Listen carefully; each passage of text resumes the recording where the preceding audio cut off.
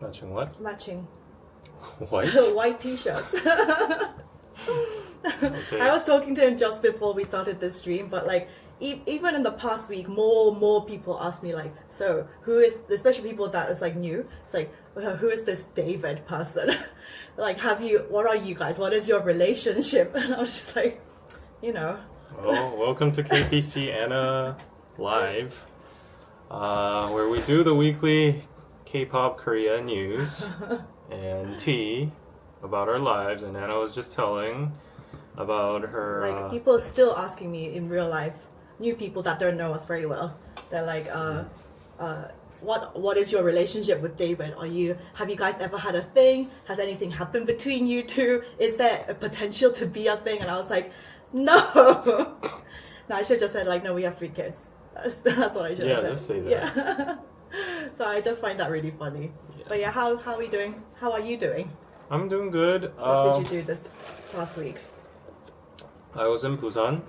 Oh yeah, I saw. And I went there because it was my father's 60th birthday. Oh, it's a big one. We call it Hwangap. Yeah. Nowadays we don't really celebrate it that big. In the old days we used to do like traditional like big festivals and parties and all that, but 60 has become a norm. Like it's nobody not bad. yeah, nobody really like dies at 60 Yeah. or it's not considered an old age. Yeah. So we just like made it a simple, family gathering, buffet, hotel, dinner, all that kind of stuff. And moreover, I can legit say that Gwangalli Beach, you've been there, right? Fuck Yangyang, fuck Apgujeong Rodeo, fuck Gangnam, wherever. Is Like, the hunting ground? Oh, the girls are hot, you're saying. heat overload. I'm sorry for cussing, but I Okay, you just have to choose between the cowboys, the cowgirls, and the beach. Wow. Well, I don't know. I can't. But like, yeah, like I've asked some Busan locals too, and they've said in the recent years, Gwangalli has become like that spot. Really? Okay. And Friday, Saturday, Sunday, if you go, they control like the traffic so that no cars can enter the whole beach zone. So everybody's just roaming around the streets. And it's like a festival vibe, and there's so many people from all over the nation because like Busan is the #1 tourist spot except Jeju. But like there's people from Seoul, Daejeon, Gwangju, Incheon, everywhere, and I'm loving the view. Yeah, I was like, whoo. I should do a Busan trip this summer before the summer goes away. Wow, and then there are people like sun tanning, bikinis, like all that lifeguards, all that shit. So Did you hit anyone up? no. Why not? You're single. No, I need to work. But yeah, the heat is really hot in Busan right now. Shout out to Busan girlies. Was it not raining though? Mm-mm. Oh, okay. It's monsoon season. But yeah, there's one thing good about. I don't think you even need to go during summer. Anytime at night, Friday, Saturday, Sunday, you and your girlfriend should go and have a girls' night out there because it was wild. Like I came out from the cafe at 3 a.m. and there's this bar called Fuzzy Navel, and there's also a Thursday party. Fuzzy Navel. Yeah. Fuzzy Navel. Yeah. That's a weird name. Anyways. Why would you want a fuzzy I don't navel? know, like the bartenders were like doing flame throwing things and everybody were like dancing on the streets, everybody was drunk making out on the streets. And I was like, really? Okay. Where is this? So anyways, and I go need to check bring that out. back hair color you had on the live. You guys had fire productive, you were glowing. Yeah, it's slightly darker right now. I had it in a darker brown red shade. The red is not really showing, but this will also get lighter and lighter, and then I'll do it red again. But yeah, someone said they like your KPC shirt, David. Thank you. I'm going to release it soon. I have black and blue. I have the small logo version too, but I mostly just made it for my own branding purposes. So I'm gonna be wearing them on the podcast and the street interviews and all that. So yeah. Chenami, that's a drink. Look how huge it is. But this is decaf. Yeah, look how huge I didn't realize how big this was gonna be. Suck it all up. It's huge. Yeah. Yeah. So what did I do this past weekend?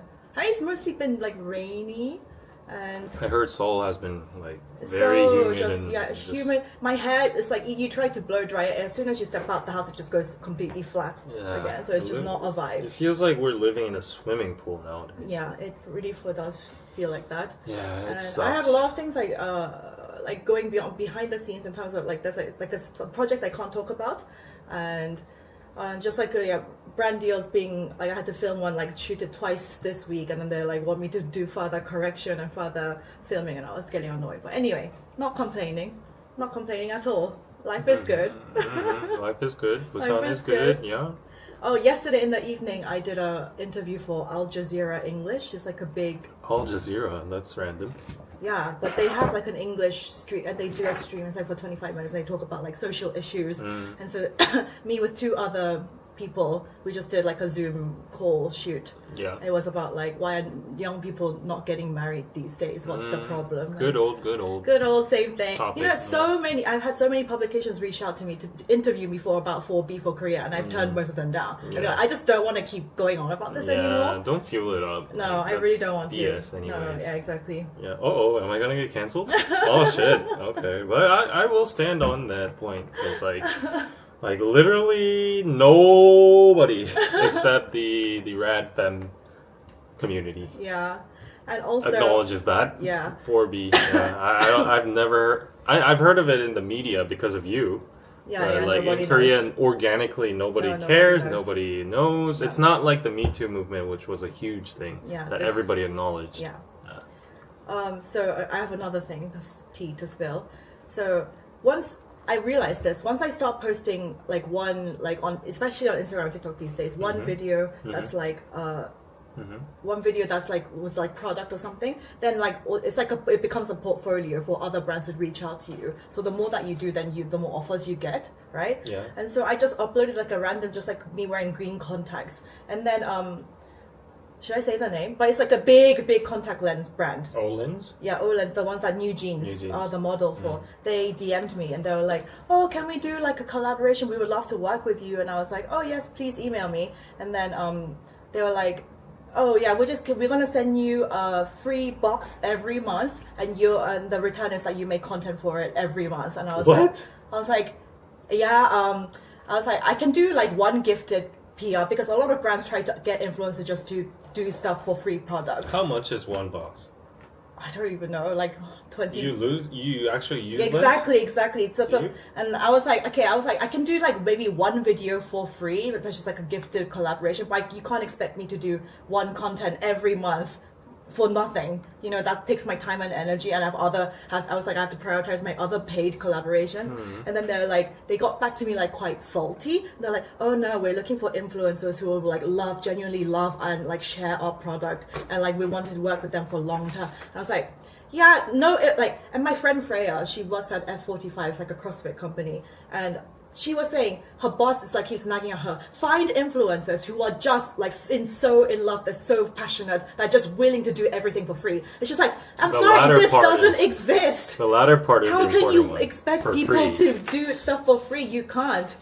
Yeah, and then they don't get it. There would be micro influencers that would micro, and I was like, I can do one for free, just like try to build a relationship, you know. But every month you expect me to do this for you, like free PR. I'm like promoting your brand for free, like no, not doing it. And then that did not happen. Yeah, for me, I'm going to 3 plastic surgeons over. No, don't look at me. Extreme. Don't look at me like that. For content. It's not, do the skincare clinic that I said as well. Oh yeah, that place. He's gonna get Rosetta. Am I? I don't know. You should. It's really worth it. No, seriously. Okay. Your skin, it just lifts everything out like this. Sticky. Okay. Sticky? My hands are not sticky. My face is sticky, so and then like some of your potential future boyfriends are gonna see that, and then why are you touching his face? And honestly, the new guys that I could potentially date in the future, they could see all my content with David, and then they could get jealous. You know what I mean?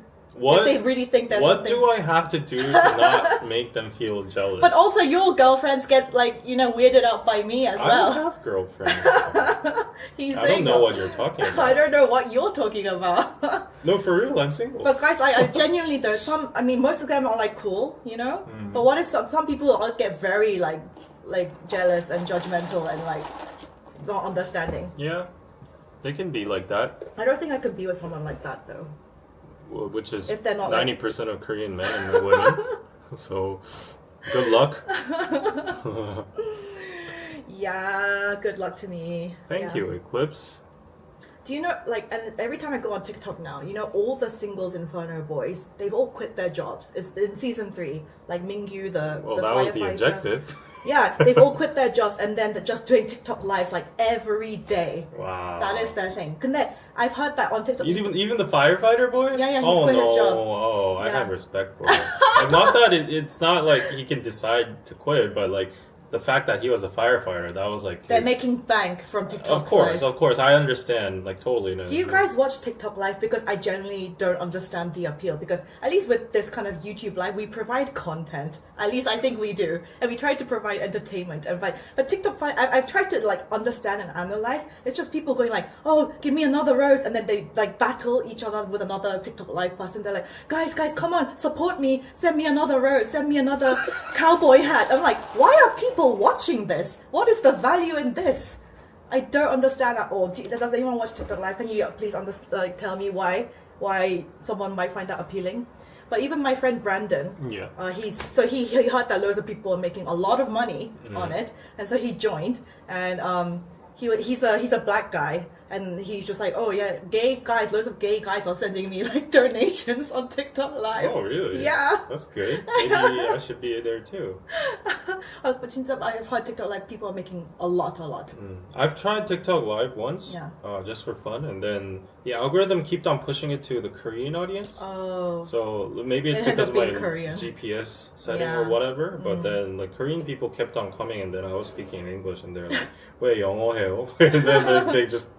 And they're all like, "초딩." Yeah. So I don't get it. Yeah, I like you guys. I like talking to intellectual people that can actually conversate with the topics and stuff. So TikTok Live is now like YouTube horizontal streaming. Is it? Yeah, YouTube has horizontal streaming. And horizontal is this way. Yeah. When I go through the reels, sometimes like YouTube live streams pop up, and then they're the most bizarre ones. Yeah. You know? There are like people just packaging stuff, like just driving and all that kind of stuff. Yeah. But, there was a funny incident. I was working in the cafe at in Busan, and there was this girl. I don't know if she was in her right mind or something. She seemed a little bit like fragile or like Okay. And then she came up to me. No, actually she was like being pretty loud in the whole cafe, going to this group to that group, and then she finally came to us and she said like, "Did you see my boyfriend?" And then I was like, "No." And then she's like, she was asking the foreigner next to me, so I was like, "I'll translate for you." And then and then she was like, "Oh, he was here at 9 p.m. We were supposed to meet here. I lost my phone. I have no way to contact him. Did you see him?" And then blah blah blah.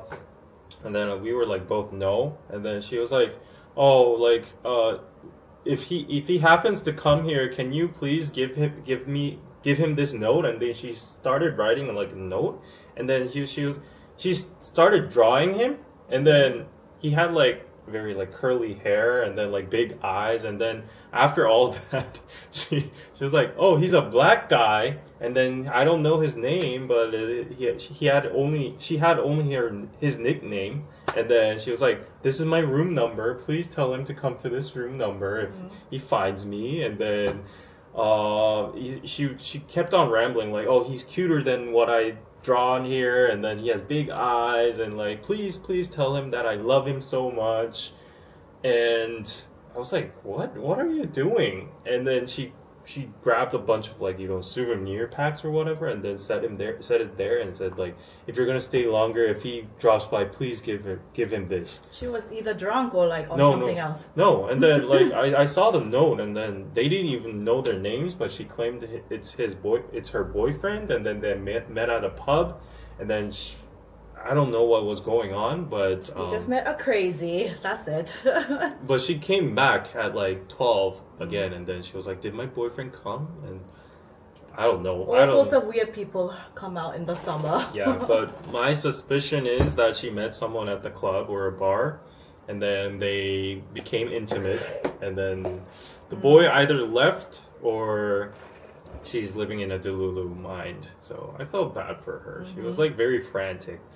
Okay. Anyways, that's my random story of the day. So the topics for today will be like what we're talking about Hyuna and obviously Joe Biden and lots of other things. What are you guys talking about in the comments? Espa died. Winter of Espa died. No, she didn't. No, she didn't. Don't say nonsense. What? No, she didn't. I need to just check that just to what? No, she didn't. What is this nonsense? 진짜 막 뉴스 있다. No. Don't be making up weird Yeah, I just checked just in case. It's like he was terrified. I was terrified because like yesterday I put up a story. Like I saw Winter's recent post and it was like, wow, angelic. And, oh, wow. She's not dead. She's very much alive and well. So Yeah. yeah. So before we start on the topics, make sure to like the stream, subscribe if you haven't, and if you want to support the live and the channel, you can also send PayPal's if you want to. Like, subscribe, comment, PayPal's, coffee, Patreon, everything. Watch the lives, watch the ads. And before we go on, just give me 1 minute of your time. I need to do what I have to do. So yeah, last week these ones were really popular. So I mean they've always been popular, but these diaries with the mother of pearl ones. I actually went to a hotel in Busan, like the most, like the most popular Ananti. Is that the most popular? Yeah, Oh, okay. Ananti Cove, and then they had a pop-up store, and they were actually selling these. So we're not the manufacturer, so of course we get them from companies, but these diaries are really, really popular even among Korean audiences. So check these diaries out. And also we have like the traditional playing cards, so check these out as well if you want to just enjoy cards on the road trip or whatever. And of course we have our blooming shadow. What do you call them? Dishes and ceramics. So yeah, these are very popular as well.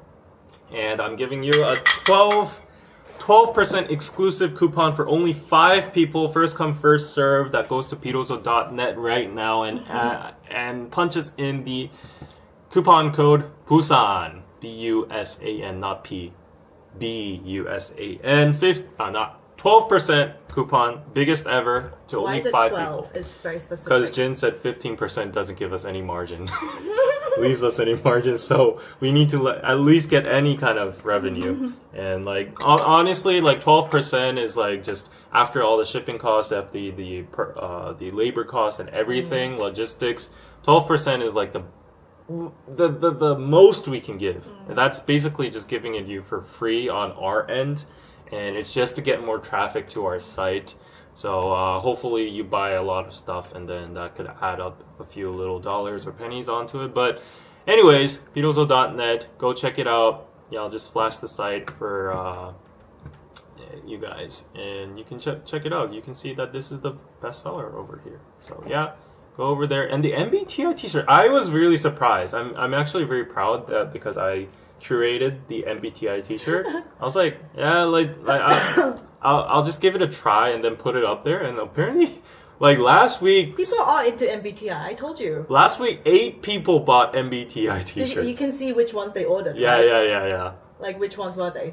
Do you remember? A lot of them were I's. I's? I didn't see a lot of E's, but that's very weird too, because like if I assume like someone who wants to wear an MBTI t-shirt outside, probably they ordered it for like indoor They can wear it purposes. as like indoor, Yeah, like, pajama type things. but everyone, like I's. There were a lot of I's. Anyways, okay, go check it out, guys, please. Thank you. Appreciate the support.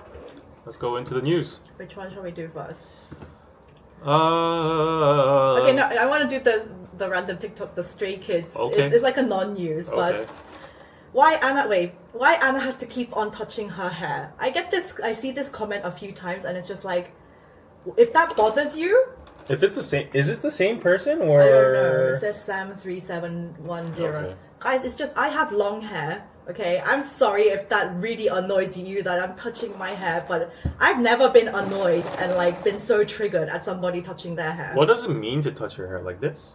Like they just say I'm just keep going like this, keep pushing it Isn't back. that normal?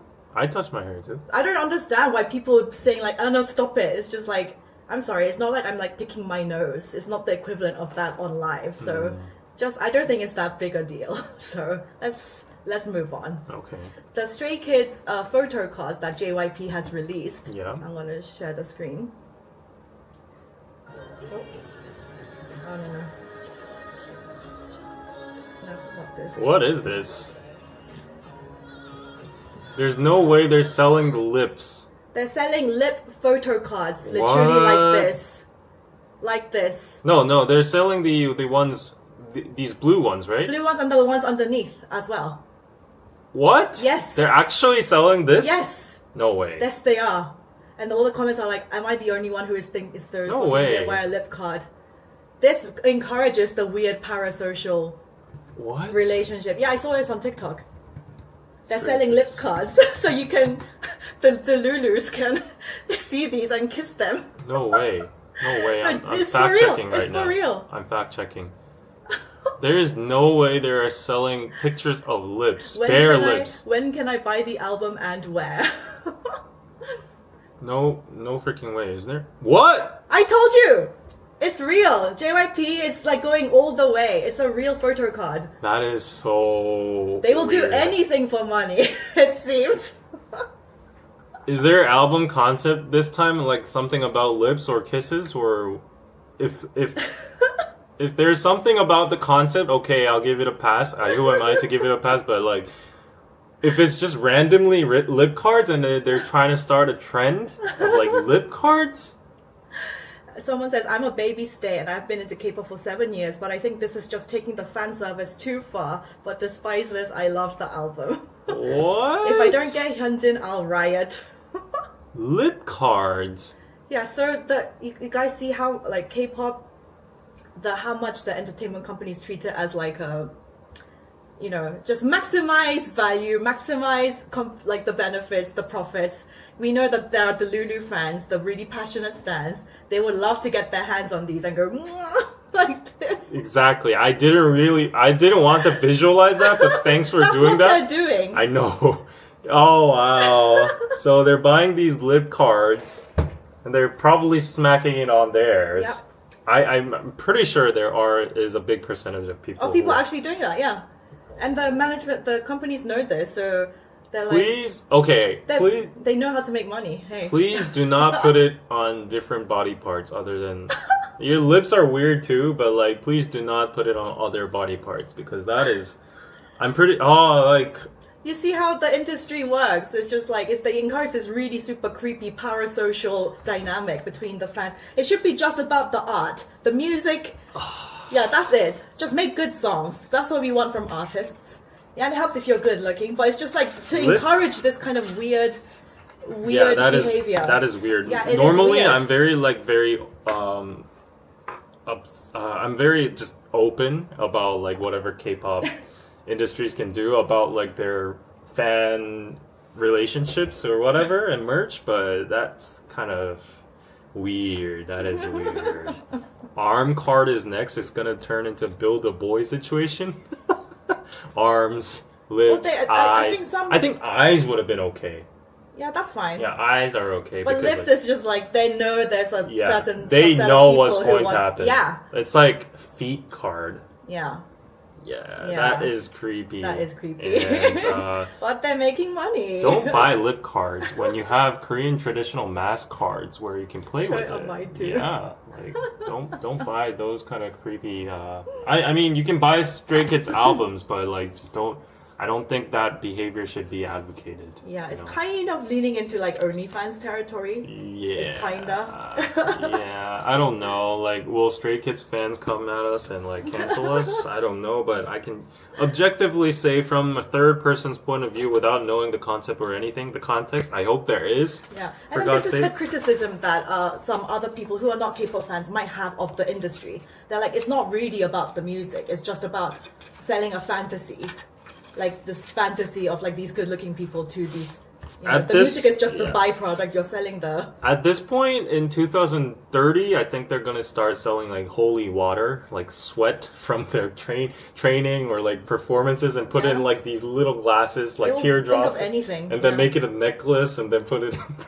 They could be like, yeah, I think some might album, like in the BTS hype thing, they, you know, they have like bits of clothing of like the costumes that they wore. They do on that. display. Yeah, they do They could that. be selling that in albums. I mean, like, the clothes are okay. Yeah. Yeah, but there are some creeps that want to like sniff on the sweat and stuff. Imagine if it was a girl, if it was like Twice or something, and it was just lip cards. It's really weird.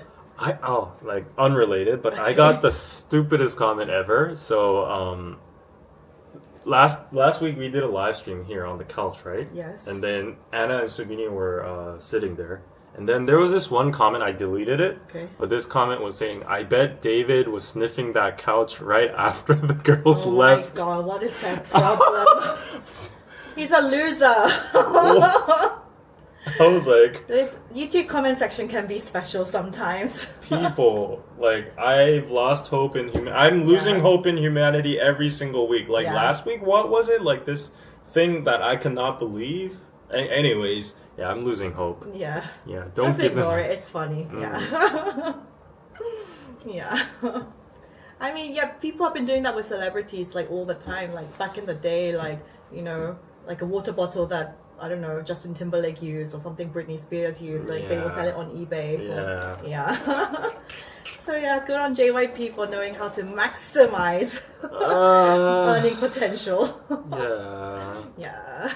Okay. It's weird. Yeah. There's, oh my gosh, this lip card on eBay wall. Well, like actually, speaking of weird, I think we should talk about the sasaeng, like Kim Jae-jung, because it's related. Wait, but like before we move on,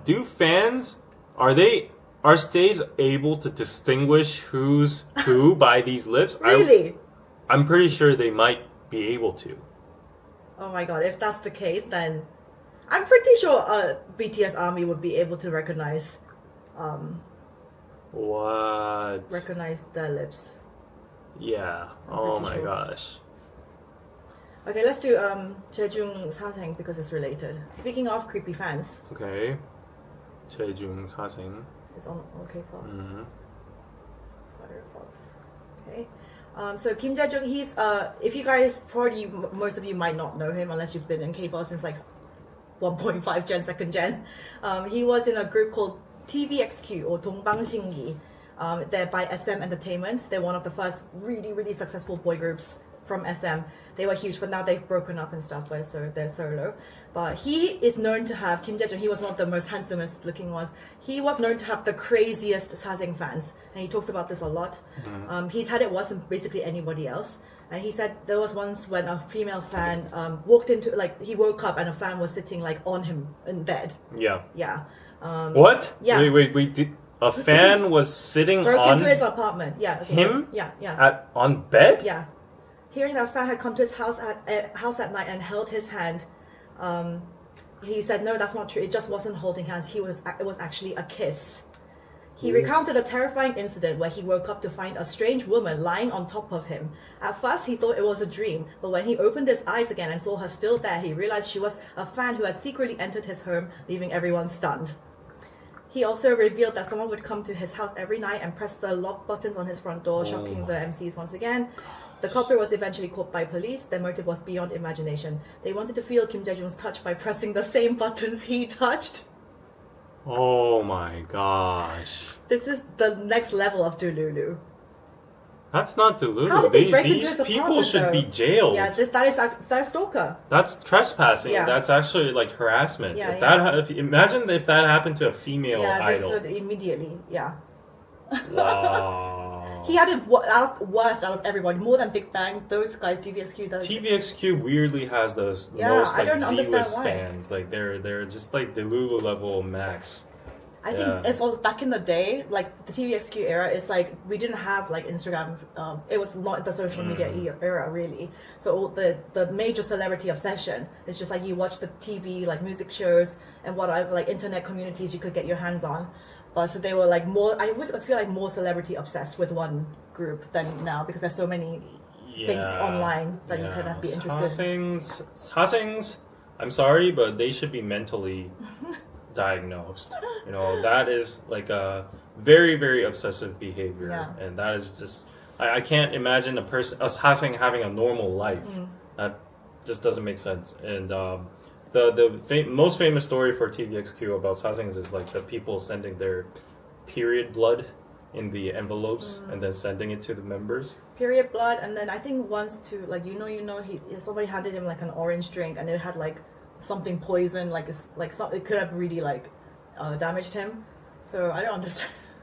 It's crazy. How does he manage to stay sane after like a person breaking into his house? He needs like a security like bodyguard like 24/7 or something. I would be paranoid as hell. Yeah. Like I couldn't even like. I would be moving my house every single month or something like that. Yeah, and I've seen these videos in the old days. You know how K-pop idols and stars live in like Hangang View apartments and these like villas. They're like very exclusive ones over there. And I've seen Chinese fans literally buying the apartment across the river. And you can only do that if you're mega rich. Installing telescopes or like binoculars or whatever, and then installing that in their living room and then watching through the windows 24/7, and they proudly uploaded that. It was in the old days. But they were like, look how I got this house, I got my binoculars, and then I'm spying on whether if I can see him in his house or whatever. Yeah, that's crazy. Yeah, I don't understand these sorts of fans, like, and like I always say, even when I see like BTS fan camp like in the airport or something, and like girls are just like screaming in their face, like running up to them, I'm like, what do you expect to achieve with this behavior? Honestly, I understand that you're excited, but it's like, honestly, if I saw BTS like walking, I would not disturb them. I respect them that much. I would just leave them alone. Yeah. What good is it me like screaming and going up to them and be like, ah, like they're just gonna get annoyed at you. Yeah. That's not pleasant. Exactly. Yeah. Patrick, thank you for the $5 pizza. You could see that that fan was pushing his buttons. What? Yeah, he's making a pun. Pushing his buttons. Yeah. If that happened to me, what would you do if a girl was lying on you when you were caught? Freak out. He has every right to like actually like shove her off and like, you know. Yeah, he could. He could actually punch her. Or yeah, with Korean law, though, it's like very like self-defense. It's like very like gray area. Yeah, he could get in trouble. Yeah, so he probably just like, that's crazy. Yeah. Yeah, there is actually a viral footage of, I think it's an audio or footage of Jaejung confronting these sasaengs. Yeah. There's one, like these sasaengs chased him in a taxi for like hours and hours. It was really dangerous. And then he actually stopped midway and then went up to them and then said, like, he was actually cursing or something. Yeah, he was using like swear words, cursing, and like he was being very like violent language. But it's like, he just exploded after years of torture. I would do the same thing. Yeah, I would do the same thing. And then you have some people be like, but apparently he gets told by some people like, but they're still your fans. How can you treat them like that? Those are not fans. They're still just love you. Mentally ill people. Yeah. But I've seen some people say that. Apparently he's had actual people say that to him. And he gets like, what? Like they don't love me. They're just like, Those people, I'm sorry, they should be locked up. Yeah. They need to be locked up in a mental hospital. Get a freaking life, seriously. Right, yeah, exactly. You can't kill intruders. No, it's not America. We don't have the home, what do you call it? We don't have guns here. Yeah. Yeah. Yeah. Okay, next news. Oh, that's creepy. Yeah. Okay, let's do Hyuna. Okay. By the way, I've seen so many on TikTok. It's been all over the FYP, this news, so it's just like, I've seen everyone say it as Hyuna. Guys, as Korean people, her name is Hyuna. Get used to it. Not Hyuna, Hyuna. I want to correct them when they say it like this. Like, I've been gaslit or, mind controlled by the West too. Now when I do my live streams, I just submit it and I'm just saying Hyundai. Or like Samsung. Yeah. You know, like we're Korean people, we know how to pronounce it properly, but still Hyundai, Samsung. Right. Yeah. Okay, anyway, Hyuna. She has cancelled her North American tour due to unknown reasons, fueling speculations. But it's basically because they're not selling. Yeah. She announced in the release of her 9th mini album of May this year, she announced a North American tour with stops in New York, Chicago, Los Angeles, Toronto, and more. However, as of July 19th, most of the stops for Hyunna's tour have been cancelled according to Ticketmaster. All promotional materials for the tour have been additionally deleted from YouTube and her social media. So all of these have been cancelled. One overseas media outlet claimed that the tour's cancellation was caused by low ticket sales, fueling various speculations. People are saying her recent marriage news as a factor, and also the burning sun thing, tarnished her image. People are not into her, Yeah. That's a very plausible reason. Yeah. So I mean, the only reason for canceling a tour, a set tour, that takes a lot of money to actually of course fix and actually prepare. Mm-hmm. So if she's going through those losses and still canceling, that means they've figured out, judged that there's going to be even just more loss if they go to the concert itself. So and there's this TikTok of her performing on stage at a festival in Korea. Hold on.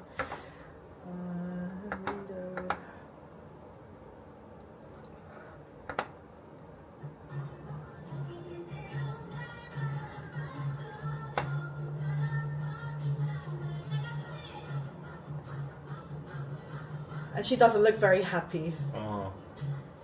Yeah, so there are all these videos going on, and they're like, nobody cares about her anymore.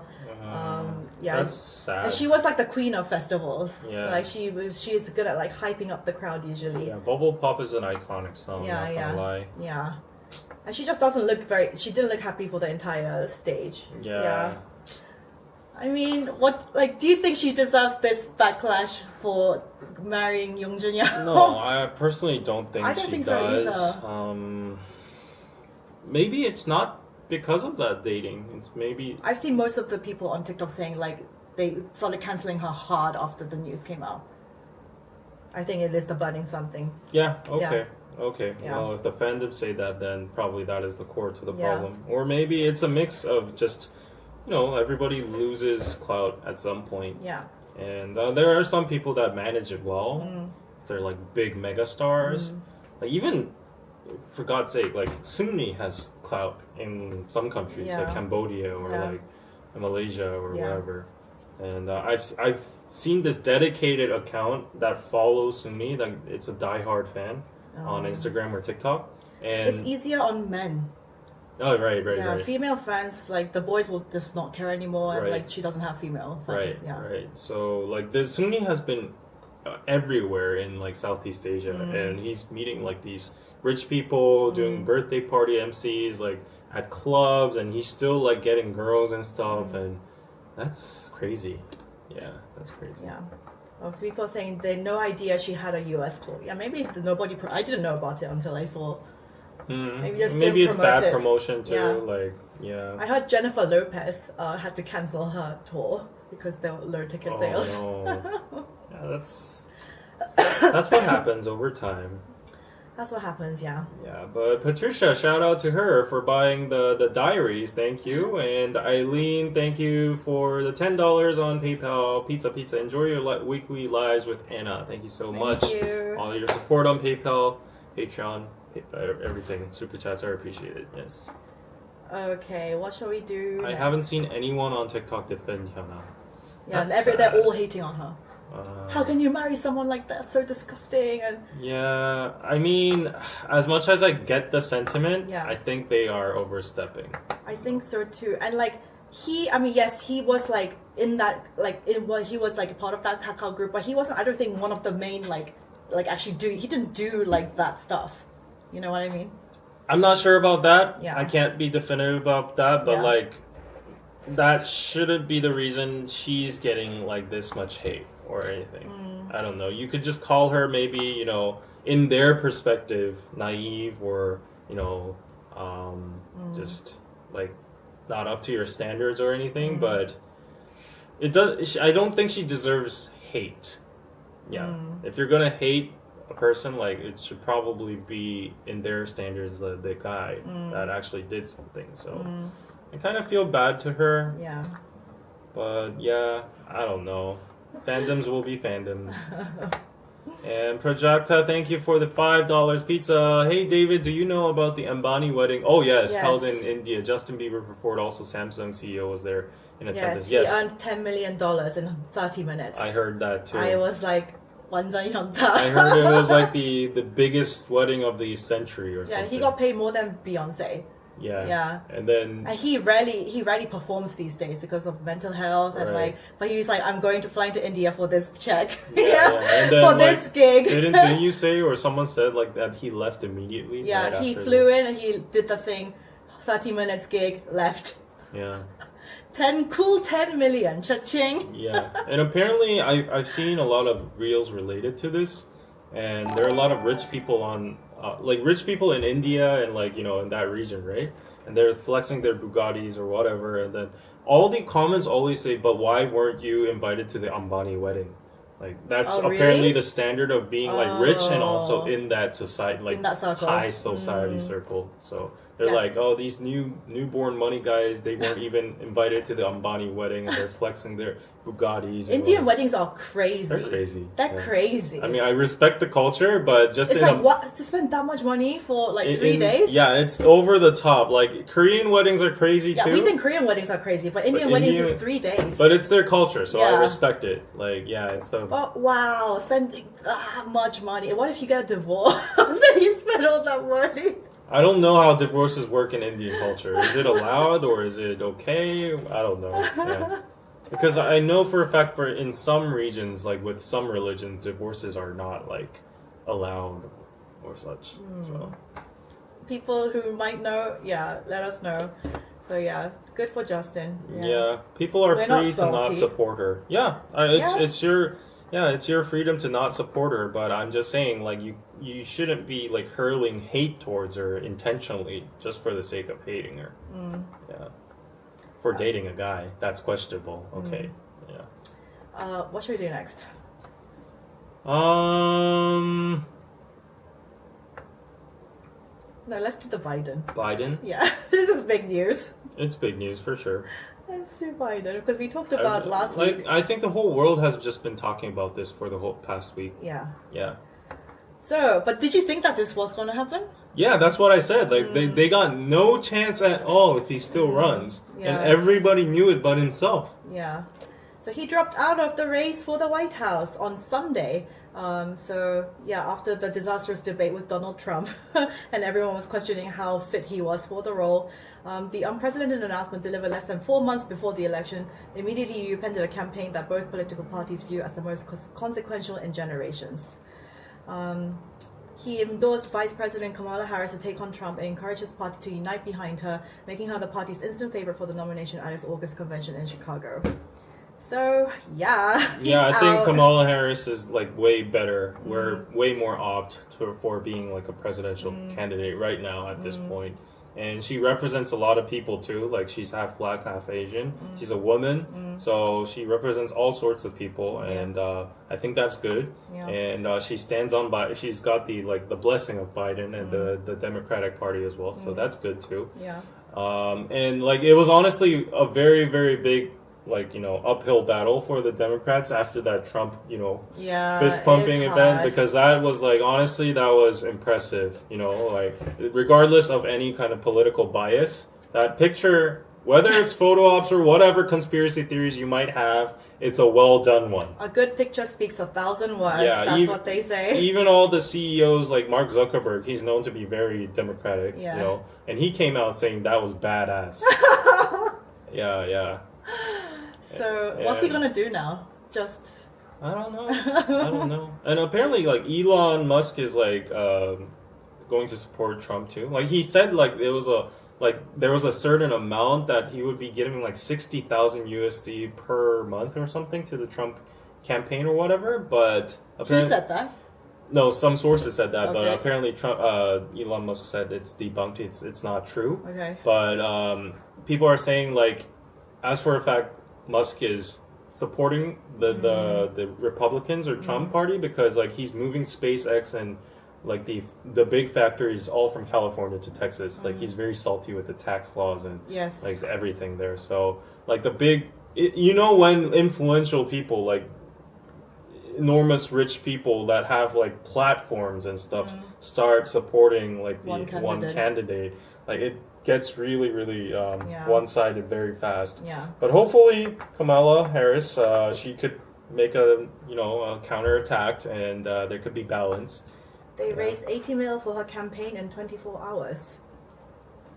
Very good. She doesn't poll well. Maybe, so we'll have to see. But there's still a bit of time, I guess, before November. So one thing I think is sad though. Like I think it's a universal thing, but I've been just following the U.S. politics and the posts. One thing I think is sad is like people, first of all, don't believe that other people have other opinions. They're like, if you have other opinions, different opinions, they immediately think the other side is dumb. Yeah. Or like they're uneducated. Yeah, that's how it always is though. Yeah, but like it's now grown to like a out of control situation. They think like these people are not part of their own society. Yeah.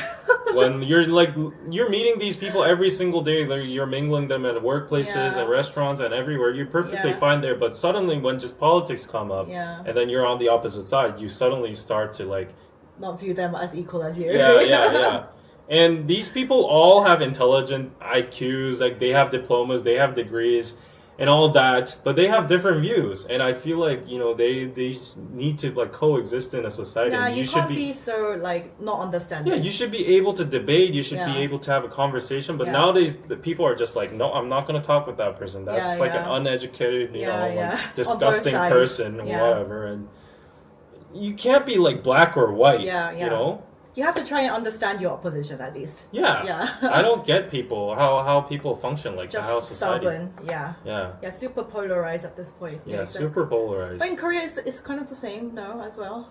It is. It's everywhere, no? Yeah. I just don't understand how people, like, even if you're a Democrat or Republican, progressive or conservative, for some agendas or some policies, you can have a different viewpoint than the major, trend, right, on your party. But like people just, I think that's even more dumb. Like you just get brainwashed by your own party's agenda, and you just blindly support this like big opinion, but your party is ruling on. So that's just weird to me. Like people seem brainwashed to me. I think that's brainwashed. Yeah. Speaking of high IQs. Yeah. A Korean guy has been recognized as the person with the world's highest IQ of 276. That's insane. How is that even possible? Yeah, how is that even possible?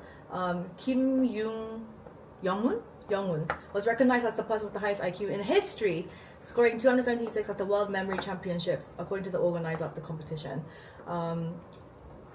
Before him, Chinese-Australian professor Terence Tao held the title with the highest IQ with an IQ of 230. Isn't it like most average people, if you're like around 100, that's like good. I was probably like 130 something. Yeah, if the average is like 100. So 276. So does this person, I would like to meet this person and actually have a conversation with him. Let's like Google him. To see what the high IQ, what kind of effect has on him. Yeah. He can just remember everything that he reads and people tell him, or yeah, exactly. Does he have photogenic memory? Does he have? Yeah. Does he know every single word in the dictionary? Or like what is good when you have like this of a high IQ? IQ. He's probably a part of the Mensa Society. Yeah. If you have most likely. Most likely. I'm not that intelligent, and I don't want to be that intelligent. Yeah, I imagine that would come with a lot of obviously good things, but also a lot of like annoying things too.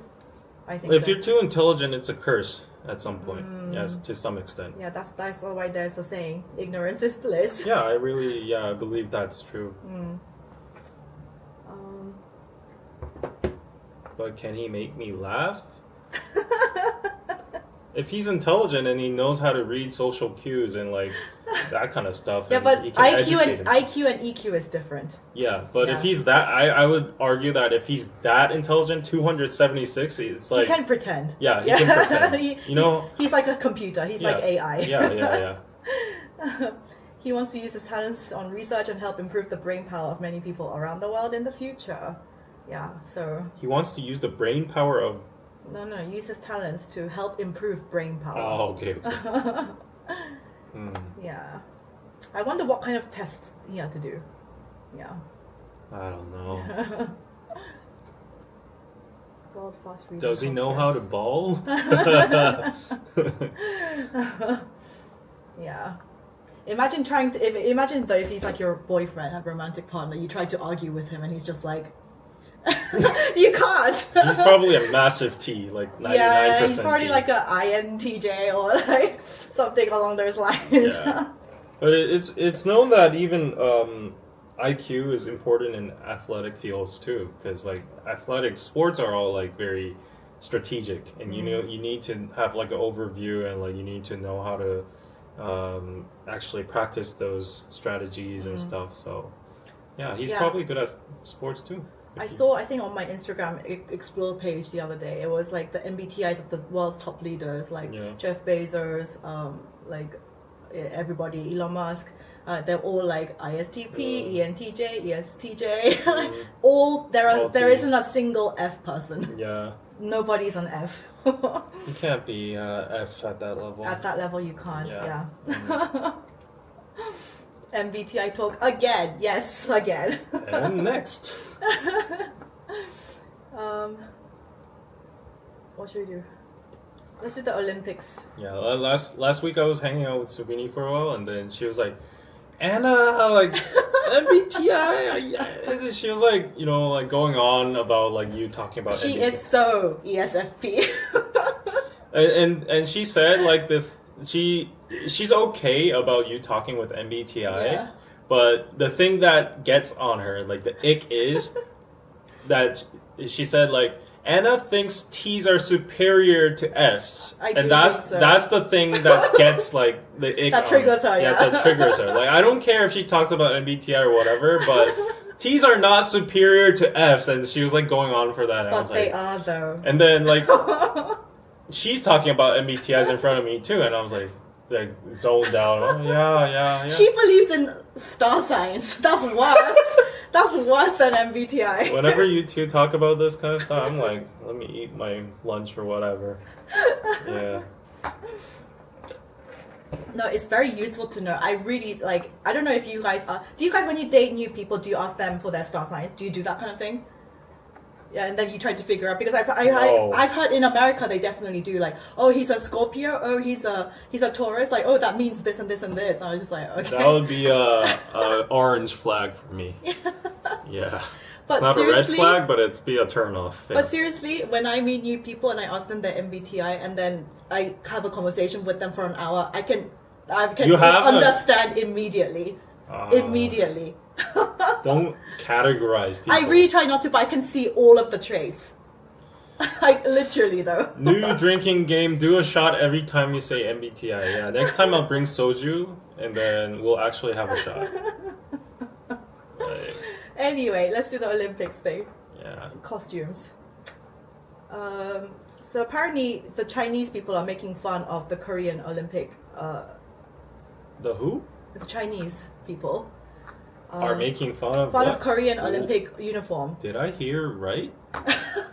Why? Oh, no, I'm not saying anything. So did I hear correctly? I saw that the Mongolia uniform was like meant to be beautiful. We can show that afterwards. But this is the Korean, the 2024 Paris Olympics. This is the Mushinsa standard. Mushinsa made it. Yeah. They made it.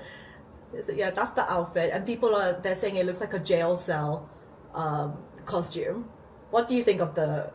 No, I think it looks good. I think it looks sleek. Yeah. It looks... I like the sky blue color. I like the, what do you call it? The jacket kind of look with the belt on. Yeah. And it has like the Korean trendy baggy pants. Yeah. Like oversized jacket. Yeah. Paired with the white, and it goes very well with the flag. So I think it's okay. Yeah, it's pretty to me.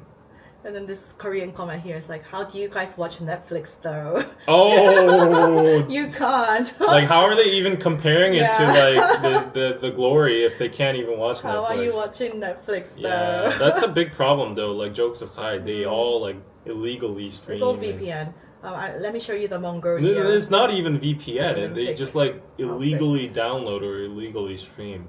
It's a known fact, and there's so many articles about it from like the content agencies in Korea. Like pirating in China is like a huge problem. Yeah. What's that? I'm going to show you apparently the most stylish outfits of the Paris Olympics. Isn't the Tibet one or The Mongolian one. Mongolian one? Well, yeah. Oh, should I send you the link? Or is it? Oh, okay, I can find it. What was it? The most stylish? Summer Olympics 24 stylish uniforms. Okay. Okay. So, Haiti. Can you guys see? Yes, you can. Those are pretty. That's fashion. Go on Haiti. Go all the way down. Where is this? China? Huh? Are we on the same page? Yeah, I think so. Oh, the Mongolian one looks amazing. Yeah, that's the Mongolian one. It looks like people are saying that's the best one. It looks like a royal fencing suit or something. Yeah, it's really the details on it and the bags. Oh, this one is really like colorful. Yeah, fashion. Oh, okay, I like this one. Yeah. Oh, where's this? It's Lululemon.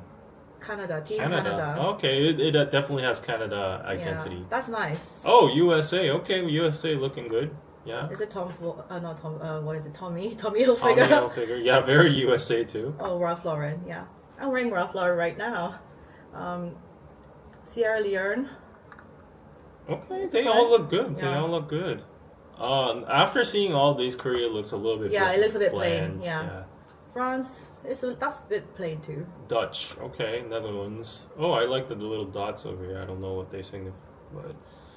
Australia looks a little bit plain, other than like the skirts. I like the skirts, the gradation on there. Yeah, after looking at these, Korea looks a bit looks plain a little bit and not plain. enough effort. Yeah. Paris.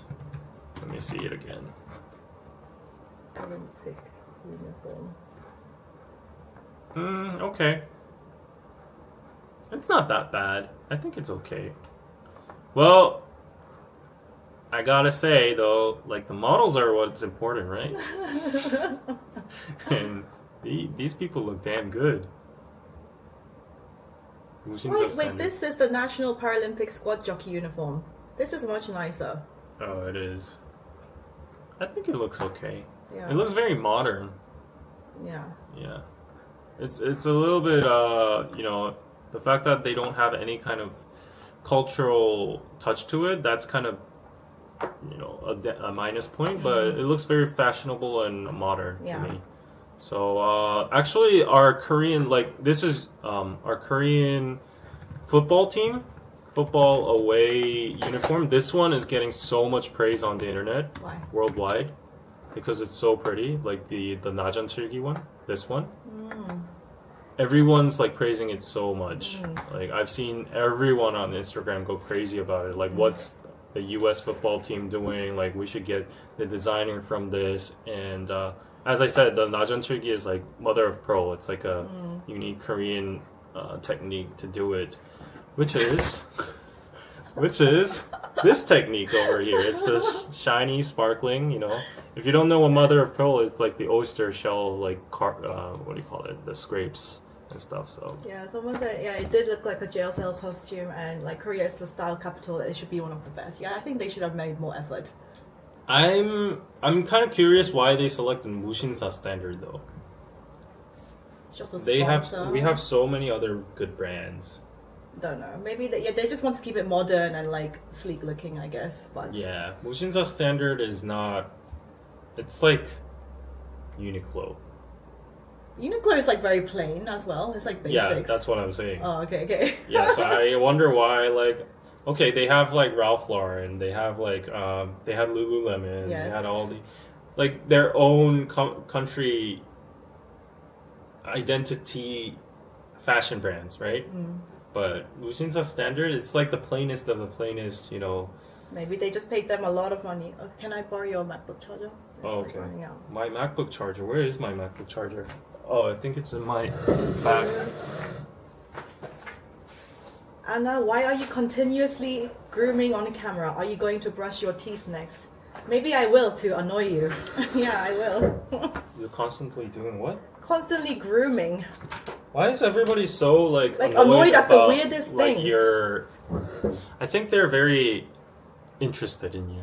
No, I think they're just They're observing your triggered by every just single the most move. insignificant things. Let's do the Blackpink news. Yeah, don't get me wrong. Uniqlo is my favorite brand. Like, It's very good for basics. It's good quality. Uniqlo fabrics. has the best quality fabrics and most functional, and it's so cool. Like 90% of my closet is Uniqlo. Most guys. Even my pants are Uniqlo right now. Most guys' wardrobe is I from hate that Uniqlo. it's a Japan brand, but like nobody Why can. can't Korea make a brand like? I mean, we try with Giordano. Yeah, we and- have Spow and Yeah. everything. They're getting there, but Uniqlo is just like It's the another marketing. level. It's great. It's all power of marketing. No, I think the fabric and everything is like just awesome. Don't forget to trim your nails as well. It's very distracting. You can just leave if you get that triggered. You can just not watch. Hey, So- you seem triggered now. I'm fine. No. I'm sorry. Like, like Wow. these people. They might be just saying that out of good heart, you know? Like, oh, you can maybe... Don't forget to trim your nails. It's very distracting. Okay. You can just leave. Seriously, it's fine. Wow. Blackpink. Blackpink? They are coming for a new Oh, album right. and world tour in 2024 to save YG. You see how much money that they made in the past? Yeah. It was like 200k or something. Yeah. They only made 200k in the Reportedly. Reportedly, allegedly. Mm. But I guess like a new album and new tour. Yeah. But still, In 2025. yeah, 2025. Wait, this article says 2024. Are they actually coming this year? Coming back this year? Because the articles I saw were 2025. I don't know. But hopefully it's 2024. Yeah, within this year. Within this year seems a little bit fast to me, but I'm down. Yeah, and it's a mini album, and still they like a lot of the complaints is about them. It's like they still don't have enough music, enough the songs in the discography. I think they have enough now. By now, compared to other idols, of course, but like they're in their 7th or 8th year already, and they have enough. Let's just get over with it. Yeah, they're coming to literally save YG's Yeah, us. because YG hasn't been making any money. Anything. Because like Blackpink was the biggest cash that cow. noise? I don't know, it's a stupid car. But freaking idiot. The members have only been doing individual activities. Yeah, they're solo. So for their individual activities, they're contracted on their own labels. So What is going on? Sorry guys. Let me just take a look.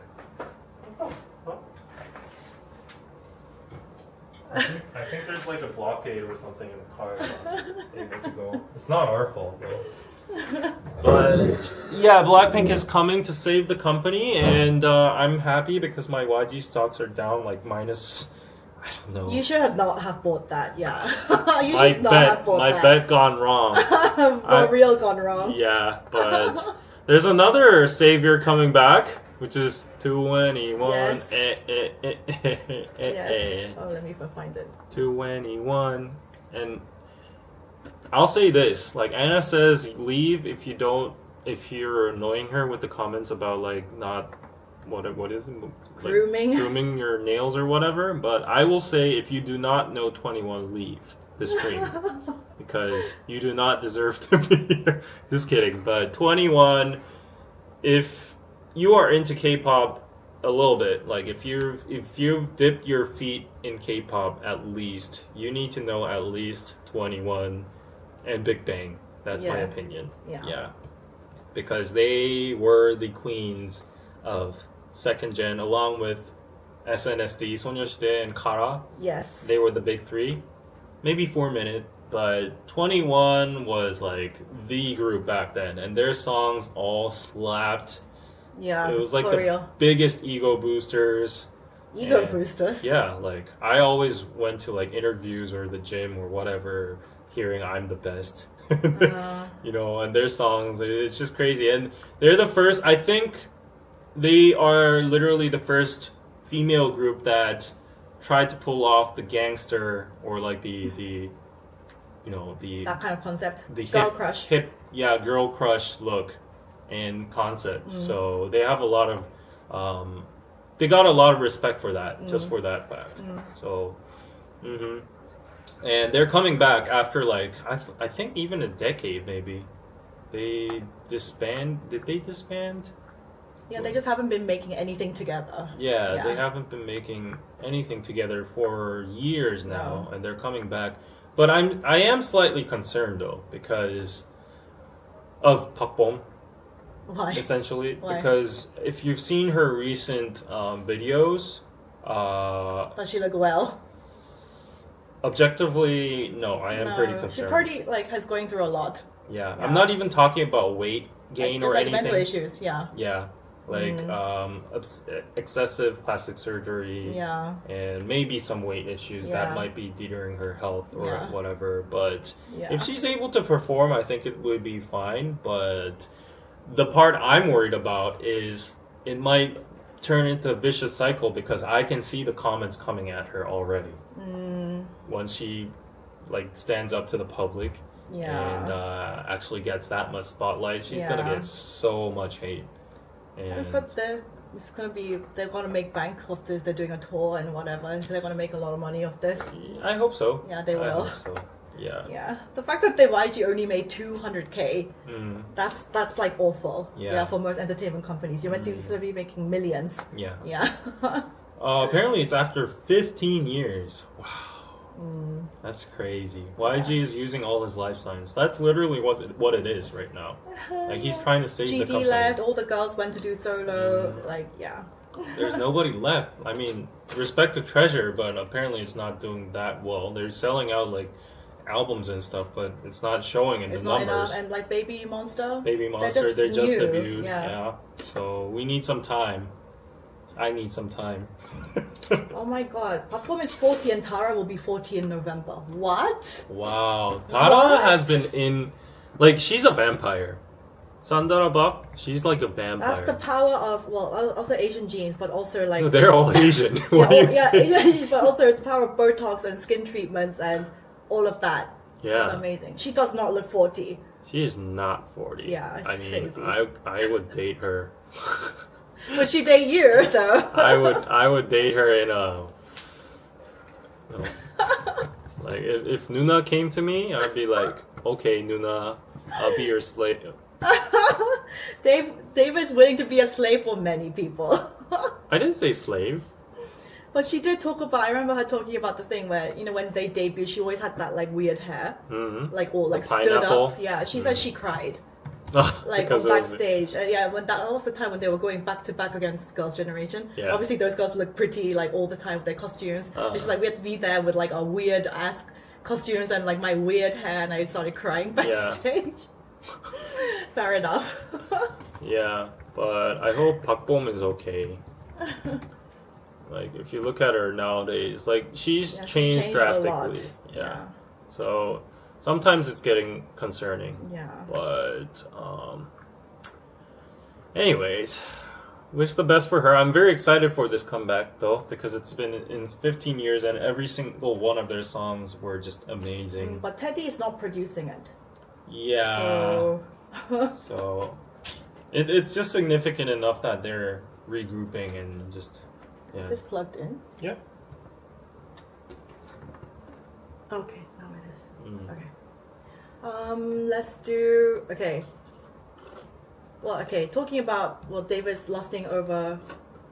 Actually, Tara used to be my, like, ideal type in the old days, yeah.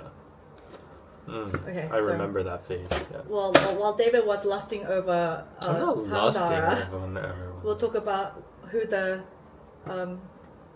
men, the guys of Korea are lusting over. Oh, okay. I'm interested in that too. Oh, hold on, let me make this a bit smaller. You can see David. Okay, there you go. Most popular male celebrities chosen by gay men in South Korea in the first half of 2024. So the gays have spoken. 374 gay men participated in the voting during June of 2024. So number one was Son Seok-gu. I love Son Seok-gu. I would marry him in a heartbeat. That's kind of interesting to me because Really? I don't know, maybe I'm stereotyped in a way too, but I would agree to like Jung Hae-in or like who is this Nam Joo-hyuk, but Why was it so popular with females and yeah, with females I get it because he's like a more masculine figure. he's very masculine. Yeah. No, but gays have types too. Oh, okay. Yeah, they have types too. Okay. Yeah. Yeah, he's born in 1983, so that makes him 9 years older than me. 39, or about to turn 40. Yeah. He's so. Have you guys seen? When I saw him on Physics Show as well, I was like, oh yeah. He's so attractive. He speaks good English too. Yeah, he lived in Canada or something before. Every single movie or drama he's on, it's really good He's too. so attractive. Yeah. He was number one, followed by Lee Jun-hyuk. Like, see, this is the stereotypical, like, I would think a gay man likes. But They have types. what do I know? Yeah, what they do have I know? types. Yeah, what do I know? Number 3, Jung Hae-in. And then Jung Hae-in for sure. Like, yeah, even as a straight guy, I could see why they're into him. TXT Subin and Korean Judoka. Who is this? Subin I can see too. Nam Joo-hyuk I can see too. Yeah, Nam Miyajun Joo-hyuk. I can see too. But like Son Seok-gu, it's kind of like, oh, interesting. Interesting. Mingyu from 17 is on there. Yeah, everyone else looks very like, well groomed, very like, clean and fashionable and, very feminine to some point. But Son Seok-gu is like the Hugh Jackman of Korea. So I'm like Arnold Schwarzenegger.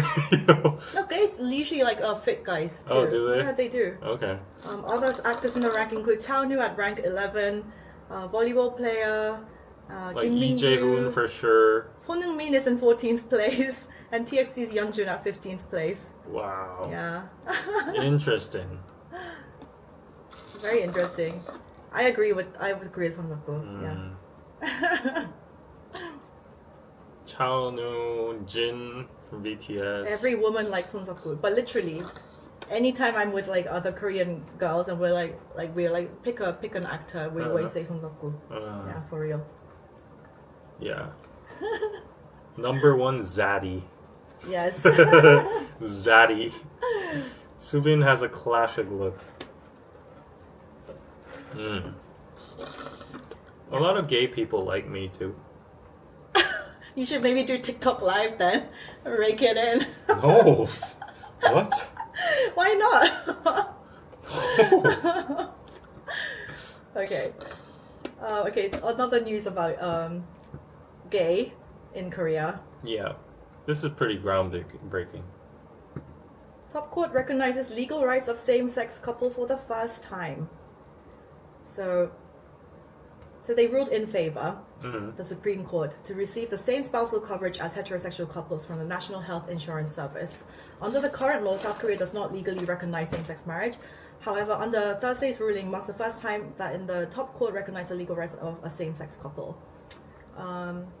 The top court's landmark ruling upholds the High Court's decision in February last year that demanded that NHIS recognize Soo Sang-wook as eligible for national health insurance coverage under his partner's subscription. So yeah, that's really good.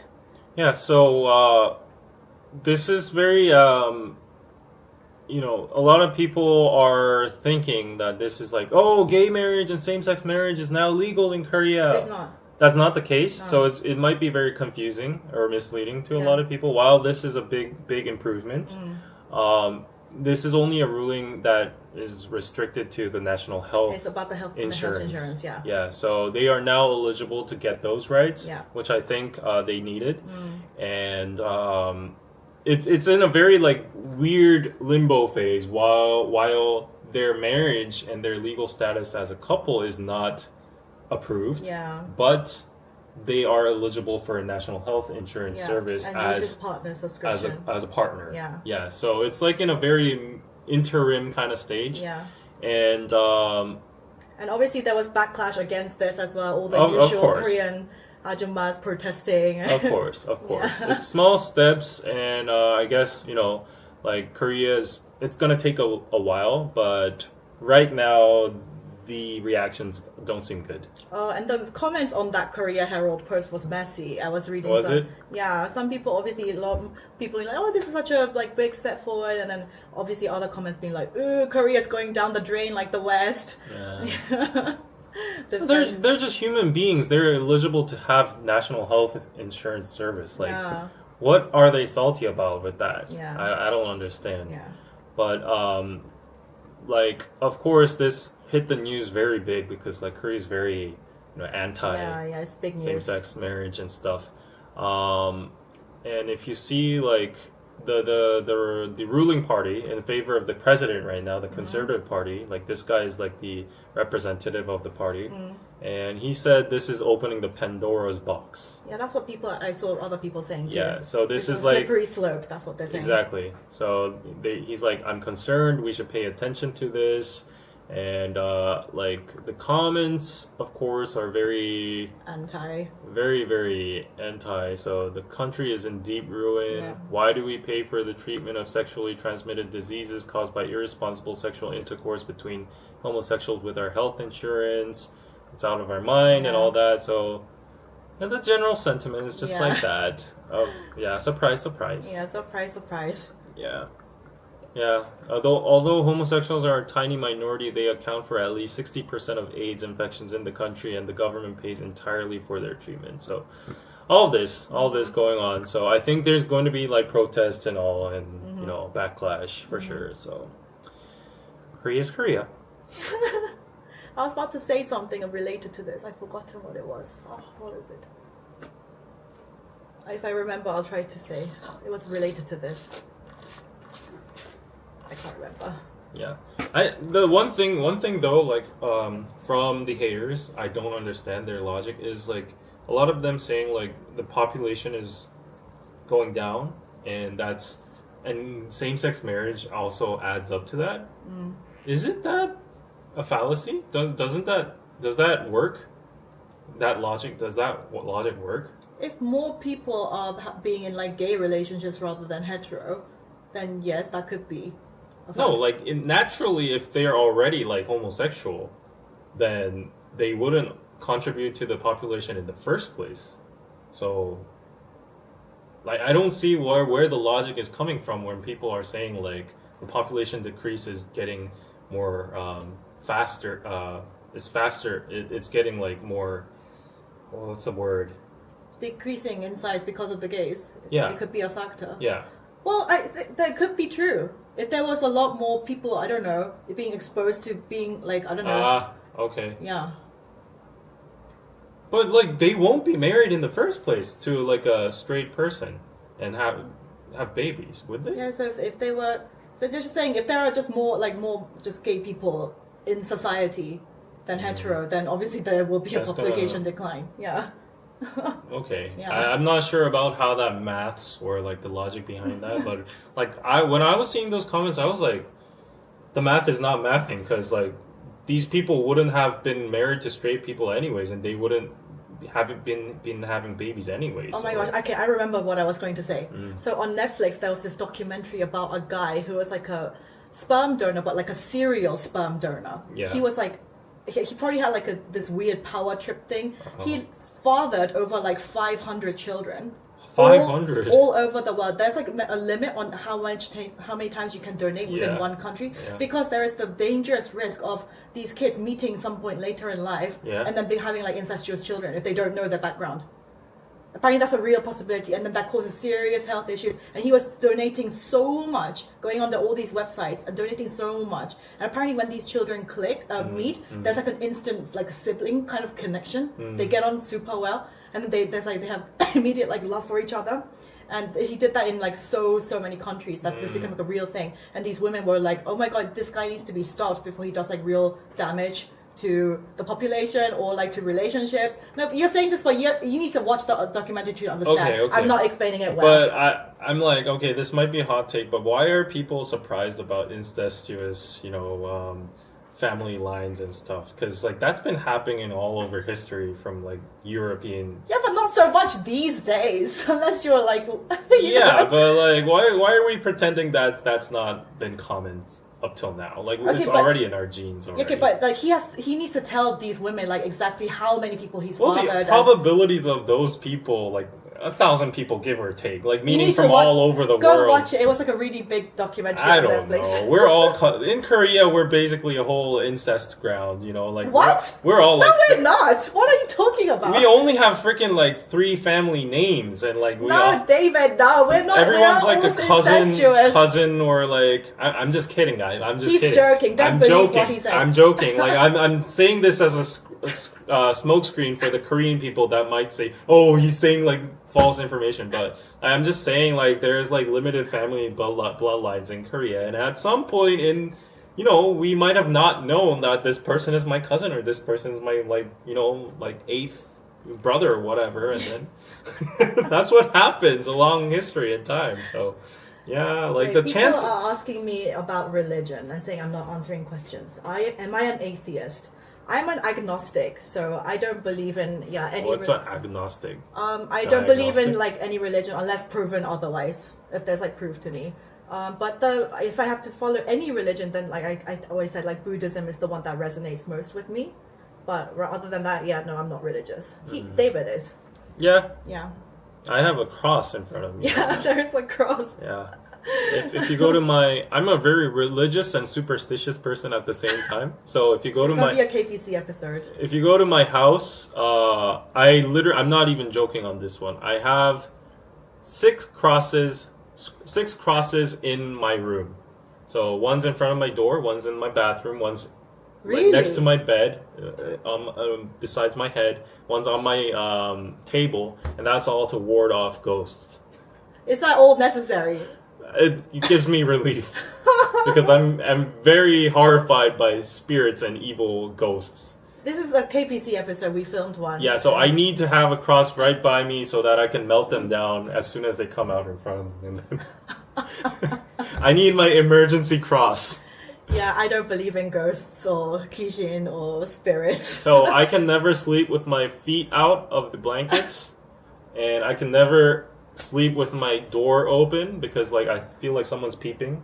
Oh my god, what are you, 12? I feel like someone's underneath my A monster bed. underneath your bed? No, like there might be a ghost with like long hair and then like crawl Oh out my with her like God. long nails and like. And then when you're showering, if you feel like someone's like touching your hair, a ghost is like hanging down. You've watched too many like anime, like Japanese. Yeah, so I always close my bathroom door, close my front, He's a my scaredy door, my cat. window. Never open your window when you're sleeping. Like ghosts Okay, so- actually intrude. Oh my god, little David. But Let me with tell the you power a scary... of Jesus and the Almighty. Power of Christ compels you.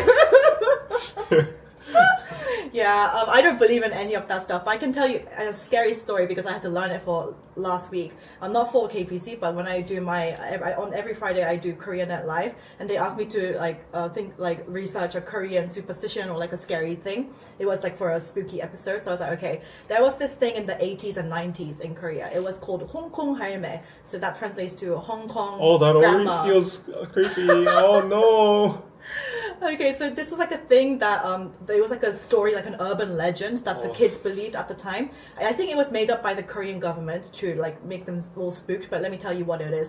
So it's like a Korean old lady, and she was half cat in the face. So half lady and half cat. So she had this like weird face. But the reason why she became that is because she got on a flight to Hong Kong and she had her pet cat with her on the flight. David! Go on. He has this cross. She got on the flight and the plane crashed halfway through, and she was very angry. Her spirit was angry. She was not ready to leave Earth yet. So what happened is like the soul of the cat and the soul of her merged into one, and she became this weird cat lady, half cat lady person. And she was angry that she had to die in that moment. So her soul came back to Korea. And No, stay in Hong Kong. Why you come to Korea? she came back to Korea, and then she started preying on the vulnerable, weak kids. Her target were kids. So there were 3 ways that she could kill you. First way was like What? Yeah. So why is she killing us? Yeah, she would not kill you. She would kill kids. Anyway, that's even worse. So after school, on the way back home, most kids like walk back together home or something. Like that's when she would get you. So she would come up to you and be like, "Oh, you look like you have nice hands. Can I see your hands?" And then they'll be like, "Okay, can you show me your fingernails?" Oh. And then once you go like that to her, she would like rip them off, and then kill you. That's the first way. Oh. That's the first way. The second way, she would like come up to you and be like, "Hey, little girl, little boy, like, do you live in this neighborhood?" And I'd be like, yes, I do." And then she'd be like, "Where do you live?" And she'd be like, "Oh, I live like right here in this apartment." And then you obviously never tell them because she would come and kill you at night. So what would happen? You're sleeping in your room at night, and then you hear like, "Kyungsuya." Don't apply my name to it, please. That's Kyungsu's David's name. Kyungsuya from outside the window in the dark, pitch black, and they'll be like looking out the window, and she'd be standing right there, and she would kill you like that. So that's the Hong Kong lady.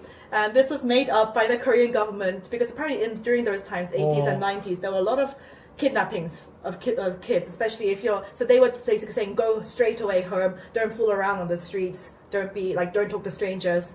They were trying to teach that message. But apparently it worked so well to the point where kids were like refusing to go to school. They were so scared, they were like, "I don't want to leave the house." So this was in the 80s and 90s. So yeah, that's my story. Oh no. I'm gonna have nightmares. Yeah. Like there's gonna be like this Hong Kong grandma. Kyungsuya. Stop! I literally was about to like stab you with the cross in the head. Do you have a scary story? Or Yeah, I have a experience? scary story. Okay, tell us the scary story. It's a very nonchalant one, but it gives you the chills. So there was this girl, she came back from home, and she was a really nice girl. She was a... Is this a real story? Maybe. Okay. Yeah, she was a really cute student, and she learned from her school that you should be very, kind to your neighbors, and Yes. all that, respect your elders and all that. So she came back from school, and then she went up to her bedroom, and then she was studying, and then like she looked at the clock, and it was getting late, so she was like, "Okay, I'll wrap up, and then like let's go to bed." And then suddenly someone was passing by on the window, and she asked like, "Oh, girl, do you know where like the supermarket is in this neighborhood?" And she was like, "Oh yeah." It was a grandma, and then she was like, "Oh, grandma, yeah, it's like you take 2 blocks, and then you go over there, and there's the supermarket." And then she was like, "Okay, thank you," and then she went to sleep. Is that not scary? What? Where was I supposed to be scared? Because it was the second floor. Do you guys find that scary? That's the story of the 8 feet grandma. Of course. It's called the 팔척 귀신. So apparently she has super long legs, and she's walking like, and then she knocked on the second floor window, and she's like, "Hey girl."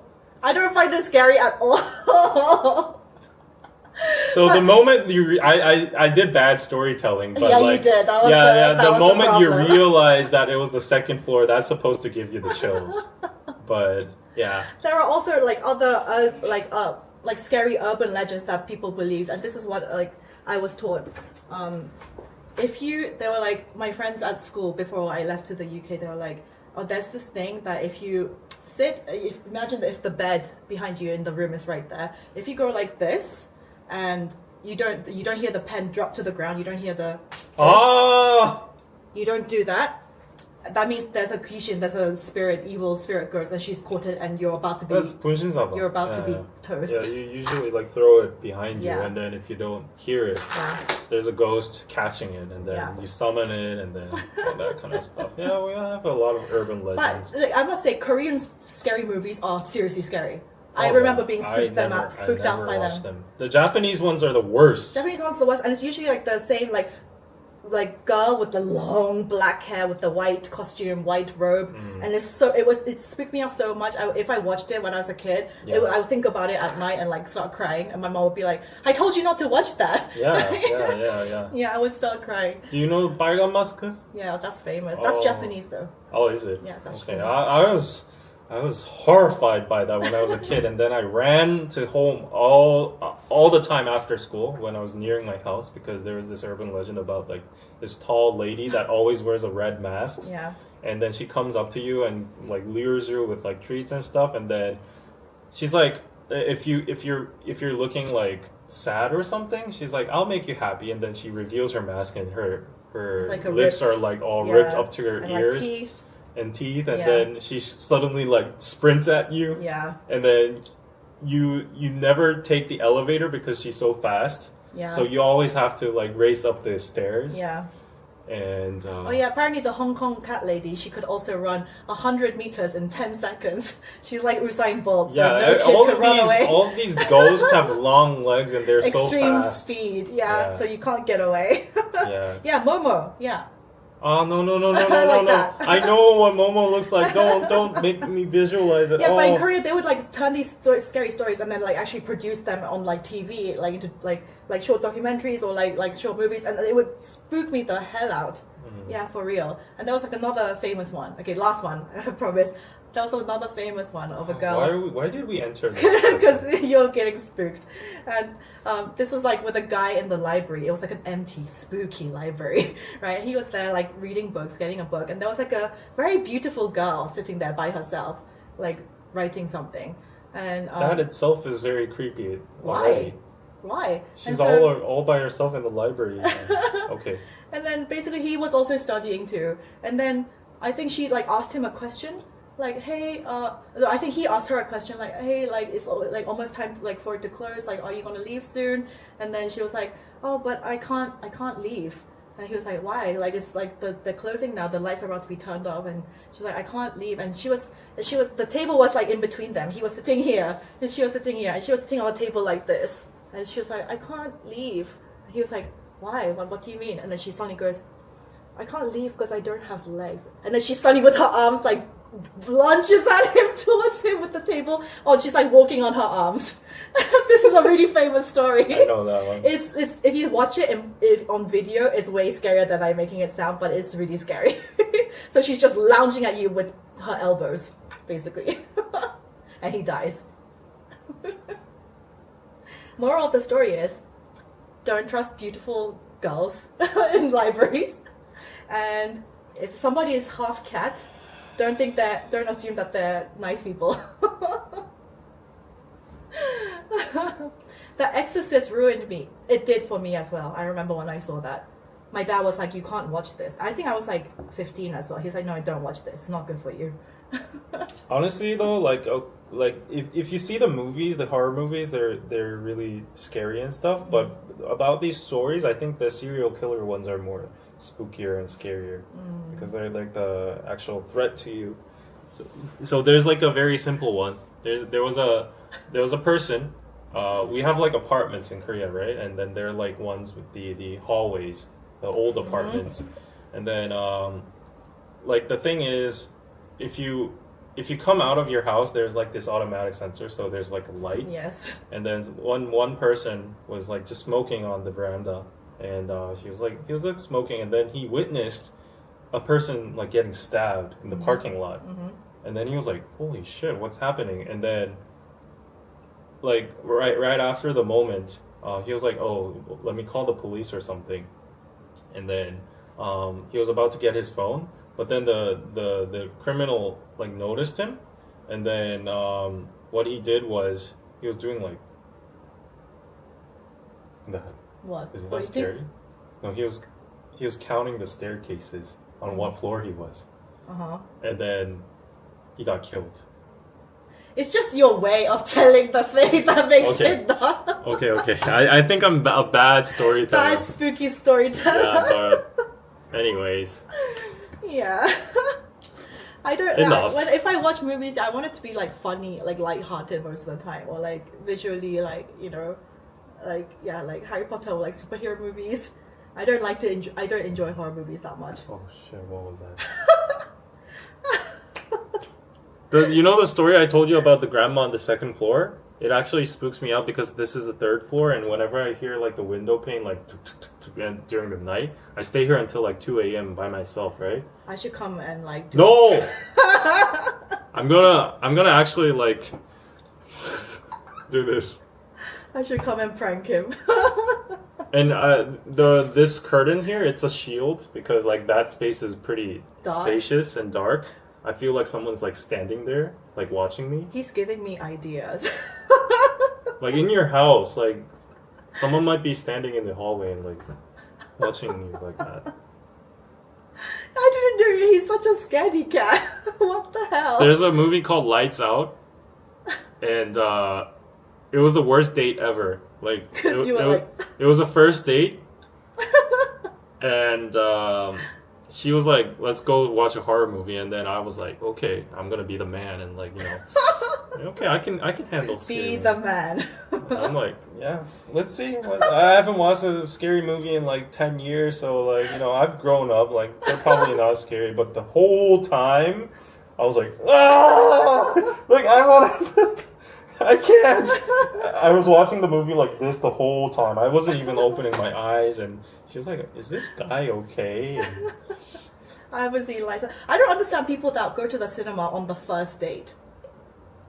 On the first date, you don't know this person. You have to talk. so what happened was we went on dinner and cafe date, and then we were talking about movies, and then she was like, "Oh, you want to just go to a movie?" Okay, and then, that makes sense. yeah. And then I was like, "Okay, let's go." And then she chose Lights Out, and then I went there, and the theme of the movie is when the lights go out, there's always a person that's instantly transmitting in the dark area, but that person can't trespass the light. So after that movie for a week, I turned on all the lights in my house. There was no shadows in my house ever. The electricity bill that month must have been high. Literally, like imagine like a 2 feet tall person, like a girl, like staring at you in the darkness like that. That's what happened to the Sasaeng fan. Let's Dinner and a movie, yeah. Okay, it makes sense if you actually had a conversation first and then you went to the movies. Oh yeah, and I got a super chat. Sorry, like the scary part just went on. Euler Katwimu K, thank you for the 70 ZAR pizza. Modern day Genghis Khan. Oh, I think you're talking about the DNA and the incestuous breeding and all that kind of stuff. Yeah, what do you guys do on first dates normally? Let's all have a topic of conversation. What do you do on first dates? Just eat. Eat. Cafe, that's it. Cafe. What else do you do? Do you drink on first dates? Sometimes if she wants it. Yeah. Yeah. I think I like to have like one drink at least. Because it like relaxes both of you. Yeah. Yeah. Some people don't like people who drink on first dates. Okay, yeah, and also there are some discourse about girls who are like, if a guy suggests like, oh, let's go for a coffee date as a first date, there are some women who are just like, no, that's not enough effort, like take me to dinner. Yeah, there are girls like this. Yeah. What do you guys prefer to do? Coffee, dinner? Dinner. Yeah. I'm still in that horror phase, so I'm just like, oh. I've heard some girls be like, if he suggests that we go for a walk in the park, she's just like, no. There was this viral video of a guy that set up like a picnic in the park. Aww. And like with some apples and like, taco or whatever. And some like sodas. And then the girl came. It was a Tinder date. And then it was like, I prepared this for you. And she was like, we're doing this here? Like, seriously? And he's like, yeah, like, do you want to sit? If you don't like it, you can leave. And then she was like, yeah, this is not what I was expecting. I'm gonna go. Which country is this? America. Oh, America. And then the guy was like, okay, you're free to go. Okay, bye. And he was cool about it too. And then the girl was like, seriously, you're just gonna let me walk by myself? You're not even gonna like see me out or anything? It's like, it's a park, you know? And there were a lot of debates in the comments saying like, that's a green flag for the guy, like he prepared a picnic, like he might not be in the best financial situation, like at least he did some work for you. And there were a lot of people also saying like, if you even can't afford like a decent meal at a restaurant, why are you dating at all? And then so yeah, because recently, guys, I filmed I filmed a video because I have to promote like these contact lenses, and they asked me to put it in a video where it's like I have a lot of people wanting to click on it. So I was like, okay, I'll talk about that one time where I dated somebody famous and he took me out to dinner, and I was like incorporating the lenses throughout the story. But they're like, oh, the brand is being really annoying, and they're like, oh, this is not what we expected. Can you do something else? Just do a get ready with me. I was like, if I just do a get ready with me and post it on YouTube, like nobody's gonna fucking watch this. Like I'm telling you, me hooking you with this interesting story is gonna get way more views than just being like, watch me as I do my makeup. I was just like, it's gonna get like 5k views. I'm not even joking. I said, please just trust me. I'm the content creator, but they are being annoying. But yeah, I mean, I don't want to spoil the story because I want to upload that video. Yeah. But yeah, so wait for that. Date to somebody famous and first date situation. Most of you are saying coffee tea. Coffee date, easy to exit if it turns. Dinner is too much investment for a first date. Yeah. Yeah, coffee date, and then if it goes well, you can go to a second place. Like you can get something to eat after. Yeah, I think that's the best. Hotel room blind dates. No. Oh wow. I'm sorry. Why? I got an ad from like a festival that has like J Park, Changmo Nell, Kiss of Life. Oh. Rap Beat? I went to Rap Beat last year. Oh really? Yeah. Okay. Oh, they say what? Are they giving you tickets? No, they want to like add in KPC. Oh, okay. Yeah, I got 2 tickets free to go to like a pool like party in Incheon Paradise City. That's where the Singles Inferno was filmed in next month. Maybe I'll check out this festival. Yeah, it's really fun. A lot of hotties there, probably. David, let's talk about your love life. How's it going? There's no love life. There's nothing going on. Yeah. Yeah, so I really want to be able to upload the brand. Have they emailed me back? They're just being very... yeah. So... sometimes I really wish as an influencer they would just trust me. Like I've been doing this for a while now, and sometimes, especially like the reels or like beauty brands on YouTube and stuff, they're just like, they give me a whole ass script to say, and it sounds so fake, and like I would not speak like this, and like I was like, can I please like just say how I would say, or how can I just change the videos to really think, if I say it in a more authentic way, I think it'll be resonating more, and like more people will be convinced to buy. And they're like, no, like please stick to the thing. And I'm just like, they don't care. They don't care. They just want to like report to their superiors and said, we got the job done. we made them read the things we need for PR. And, you know, yeah.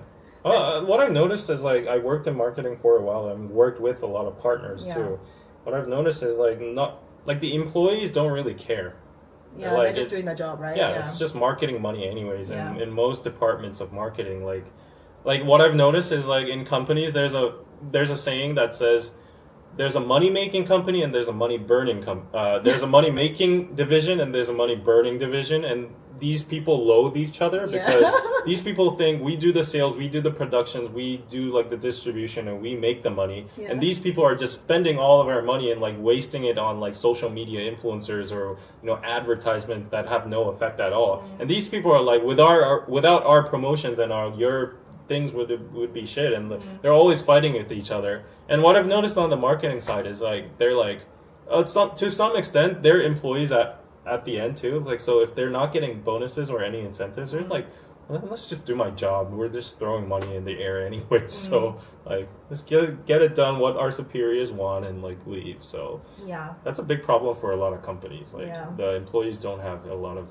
drive or affection towards their own products or companies. So. That's the mindset you have if you're just like an employed person versus you're the owner of the company. Obviously the mindset is going to be different. Right. So what were we talking about? First dates, that kind of thing. Did you see Jimin's new album? I haven't seen, but I know he's performing on Jimmy Fallon. They must have all filmed that. They filmed so much footage before they went. Yeah, I'll react to that on Patreon. So it's the end of the month. I do like monthly reactions on Patreon. So go check it out. Only $5. So next news. Next news. Oh, I think this was. I thought this was pretty interesting. Okay, you read it. Yeah, so after a second date, Itaeyoung26 wanted to ask the woman out again. He sent her a Kakao message saying, "Do you have time this weekend?" And the reply he received was, "I don't think I can make time. I have plans this weekend." The message made me wonder, is she politely saying, "No, I don't want to go on another date with you," or does this mean that I can ask her next week again? Lee asked his friends and found out that if she were actually interested in another date, she would suggest other times she could meet him. I agree. Simply saying she is busy usually means no, they concluded. Hesitating to say no directly, as Lee's date did, out of fear of offending someone, is a common human reaction. Yeah. But South Korea's social norms, expectations, and pressures often amplify the challenge, making indirect refusals the preferred course of action unless a direct response is absolutely unavoidable. So I've noticed this happening a lot, and I practice this a lot myself too. Yeah. Do you? So yeah, if somebody asked me on a date and I wanted to say, or on a second date and I wanted to say no, Yeah. then I mean, to be honest, I can also be the honest type though, to be honest. I can be like, hey, I'll be like, I don't think this is a good fit. I hope you meet somebody really nice. I will usually say something like that. I think that's way better. That's better, right? Yeah. But there are some people who just go around the roundabout way and be like, I don't think I can, I have plans this weekend. But then if you genuinely have plans or you're busy, but if you want to see the person again, you would be up to you to be like, but I can do this day, this day, this day instead. Like that's be up to you, the person who is saying like I can't do this true. day. Yeah, that's I would. Or if I really want to see the person, that's exactly what I would do. Yeah. Give them all the options to see. Yeah. But if I was not interested, be like, oh, I'm sorry, I'm busy. And if you just leave it at that, that means they're not interested. Yeah, for sure. And I think that's fine too. Yeah. Whereas I would appreciate saying like, oh, yeah, I don't think, how do you even say no in like a polite way? Just be like, if they have already went on a first date, be like, hey, I really had a nice time, but I just don't think we're the right fit. How do you say it in Korean? In English, it sounds a little bit more polite, saying like, we're not the right fit. Say it in Korean. Oh. Because mostly I have to say no in Korean, right? Yeah. To Korean girls. Yeah. So like, it's very hard to say it in Korean for some reason. 저희 뭐 그냥- 잘 안 맞는 것 같아요? 잘 호감이 거기까지 안 가면. No, I'm wrong. I'm asking the wrong person. I forgot. Like, okay, her Korean skills are not that eloquent, but yeah, it's very hard. Like, I always take the other routes, like beating around the bush, saying. What do you say to them? Okay, I might get a lot of hate, but I usually say like, oh, I have plans next week, so maybe we can reschedule next week, and then. Is that considered ghosting? No, if you have no intention of seeing her, you should not be like, maybe we can reschedule. And then both parties just don't reach out to each other, and then it's just set like that. And she gets the message. If she's because usually the girl will not like be so like driving to like pursue the second date. Yeah, It's yeah. usually up to the guy. So I'm usually like, oh, I had a nice day today. And then if she asks like, do you want to hang out next week or this week? And I'll be like, oh, this weekend is a little bit packed. Let's see next week. And then Okay, what do you do if you want to see her again? Do you ask her at the end of the first date, or you go home and then you ask her by text? text. I don't want to pressure her on the first date, but like, yeah. But is that considered ghosting? I guess. I mean, no. If you both just kind of left it like, "Hey, good night," and then you just never Right. talked again. Right? If it's mutual, it's not fizzled ghosting, out. right? Fizzled out. Right. Ghosting is like when you ask someone a question and they just read it and don't answer. That's ghosting.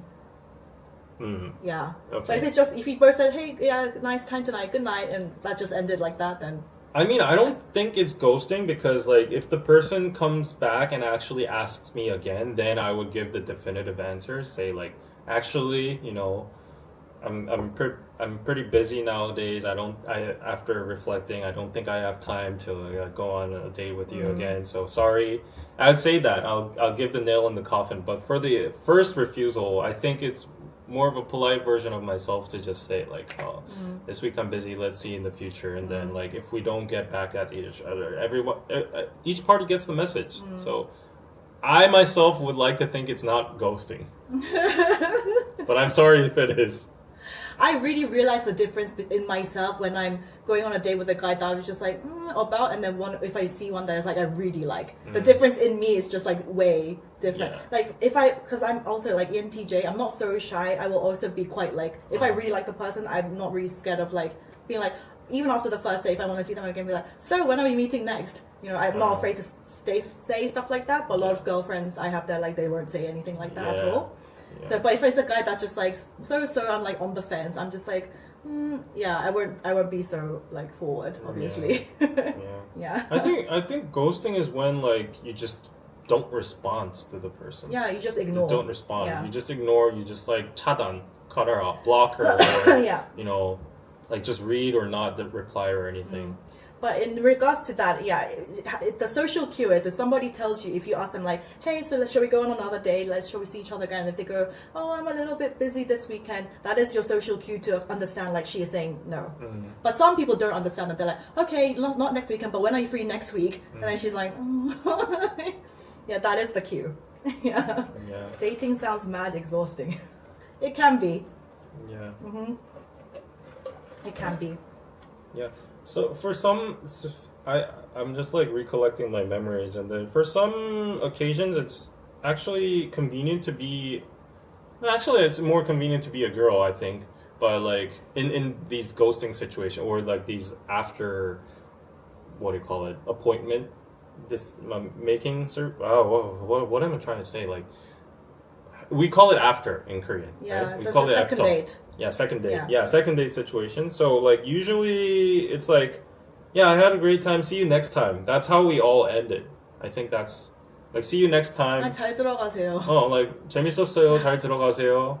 또 봐요. And just say that, and then the girl is usually not the one making the moves. Yeah, it's usually the guy asking so for if the second date. Yeah, if the guy just doesn't say anything, then that's it's like over. concluded. Yeah. So I think in most situations it's just unravels like that. It's like, I'll see you again, and then you're opening the window, but like, you know, if he doesn't really get back to you, then it's over. He's a people pleaser. He doesn't want to like offend or like. Yeah, and I know like the reverse psychology of I'm not generalizing all girls too, but I've met a lot of my female friends and my ex-girlfriends too. They also like to take the scenario when they're talking to their friends, saying like, "Oh, he said no to me. They don't want to say I got rejected. They say like, "Oh, he was busy." Like, "Oh, it's just like you know." But that's like coping. Yeah. So I know that they deal with it that way as well. So it's better to just like, you know. That's just my opinion. You can call me an asshole if you want. Can somebody see if you've read that text to you and don't reply? Yeah, the thing is, I know in America you guys all use like iMessage, right, most of the time. Yeah. But in Korea, everyone just use Kakaotalk. Yeah. And on Kakao, like we have, when you send the message, and there's like a number, it's like number 1 next to it. And once you go into the room and you read it, that number 1 disappears. So the person can tell by that 1 being present or not present that whether you've read the message or not. There's no way to like turn that off. That feature. Yeah, that's in WhatsApp too, and iMessage. But iMessage you can turn like read receipts off. Oh, you can turn it off. turn it off. But in Kakaotalk you can't. So people use that one as like mind games. And on Instagram, apparently you can turn it on off too. But like on my account, I can't. I've tried so hard I can't. Maybe it's a Korean thing, but yeah, I got so hurt by some people like not replying after reading, and like I don't even know if they've read or not. So, and then I figured out just recently that there's a function you can toggle it on and off. I think I can have on my Instagram DMs. Yeah. Because like I was always very offended. I had a crush on this girl, and then I kept on sending like replies to her stories and stuff. And who? There was this girl, and then famous. No. Oh, okay. No. And then she wasn't replying to any of them. And there wasn't even a read thing. But normally when I see other people, there's always like a read you know, thing. But then after like months or like weeks, she would reply to my story or like say something to me as well. But then the red function that didn't even pop up on the past ones. So I was like, how is she doing this? So she turned that feature off. I'm assuming. Yeah, you can do that. I'm assuming. Or she never ever like actually went into the DM page or just like replied to my stories and that's it. Like, I don't know. It's still a mystery, but I'm hurt. She was out of my league anyways. Okay. That's copium. Let me just check if she read. Let's show me. No. Why? No. On the next live, Anna can interview David's exes. I would actually like to. I remember I was telling you. I would actually like to meet his ex. Speaking of Instagram stories and stuff like that, though, I mentioned this in the contact lens video that hopefully I can upload if the brand approves. But I was saying like, it's really weird for me, like, because you know obviously in your stories you can see who's viewed it and who's like liked it and stuff, and as an influencer I can't see everybody's, but you can definitely see the ones at the top with the hearts on, right? And I sometimes like click onto these people's profiles, the people I can see like often, like all the time, and sometimes it's like I go on their profiles, it's like married men, and on their feed they have like their wives, their babies, but they like heart like every single story. I'm like, dude, like what are you doing? What is the point of you doing this? Be good, just be good to your... What did you just do? What? I don't understand what happened. Go on. Did you just share the screen? Okay. Nobody saw that. That was not the person. Nobody that was saw not that. the person. It was my DM list, and then I was like, oh shit. I'm talking to some shady people, and then... Shady? Yeah. Okay, well anyway, so what do you think about this? I'll be pissed if I found my husband like catching random influencers stories and like pressing like on them. Like, what are you doing with your time? Yeah, that's like a big debate, and no, seriously, don't do that. I don't think it's necessary. It's not necessary at all. Yeah. At all. It's like unnecessary thing to do. Yeah. And it's one thing to just view. If it's not like a celebrity, like if it's a person you don't have like a single chance with, yeah, then it could be okay. Like, you know, you're just doing it for the sake of supporting the idol or whatever. But if it's like a person that you might have a slim chance of like having a relationship with in the future or whatever, then that's like definitely opening up like a room or whatever. Yeah. Just don't do it. If you're a married man, there is no need to be yeah, doing of course that. If you're married, it's like a no-brainer. No need to be doing that at all. So yes. An X stream would be entertaining. Please, Anna, convince David. Would you let me? How do you think I can manage an X stream? Like, this is not, what do you call it, love transit. 환승연애. Like, I'm even like surprised at how the scriptwriters pull that off. Like, how do you recruit? Apparently, they're like very, not even very serious past relationships. It's just like it's like a dating program in Korea where exes come on and then they have to live in the same house while they watch their ex date new people and they go on new dates too. It's really weird. Yeah. Would you ever go on something like that? No. Yeah, me neither. No thanks. I would not go on any dating show. Apart from ramen and chill. Everyone still asks me from time to time about season 2. That's in the air. Like, honestly, I'm sorry, but... Next news. It's almost 12. Okay. Yeah. So that was just a social cue. If somebody says they're busy and they don't reschedule for another time and date, that's a rejection. Yeah. Yeah. Okay. I thought this was quite weird. The abortion. Yeah. Okay. I don't know what this is, so you go on. There was a Korean. The police are going to investigate a YouTuber who posted a controversial video of her going through an abortion at 36 weeks of pregnancy last month. In an unprecedented move on Monday, police filed through a thorough crackdown on the YouTuber, noting that it has plans to take stern measures against the issue compared to other cases involving abortion. 36 weeks is like almost like ready, like it's really far ahead. Right. And so she got an abortion after 36 weeks. Yeah, so they're investigating the woman and the doctor who performed. Put it on YouTube. Apparently, so I haven't watched the thing. And they know it's illegal, right? Yeah, so... by current law. And after it reviewed a court ruling that applied murder charges to a doctor who performed an abortion on a 34-week fetus. So 36 weeks is even more crazy. 36 weeks is like... How many months? 4 months? 5... That's like 7 months. Yeah, it's like that's like almost last trimester for sure. You're an infant almost. Yeah, so that is like you'll basically see like a small like baby body. even the My Body My Choice people would be enraged at this because that is not like the scientific or technical definition of abortion. Yeah. Like when you're in the fetus or before that or whatever phase, because that is like a human being. So, I mean, I'm crazy that she decided to put it on YouTube? Yeah, that's That's crazy. crazy. That is crazy. That is like you're live streaming a murder. Yeah. No, she probably told. I don't know. Okay, I'll try to watch, like, find it afterwards. She probably didn't film the entire process, but she probably like talked about the process, and I don't know. That is like, Yeah. what in the Full mind? term is 39 to 40, I think. She Yeah, so could it's get almost- herself in jail. Yes, for they that, could I definitely, think. and the Yeah. doctor for sure. That is It's murder. like killing a baby. Yeah. So. Yikes. Yikes. That's bananas. Ugh. Yeah, that's crazy. Everybody's like 9 months, 8. Yeah, that's crazy. Yeah.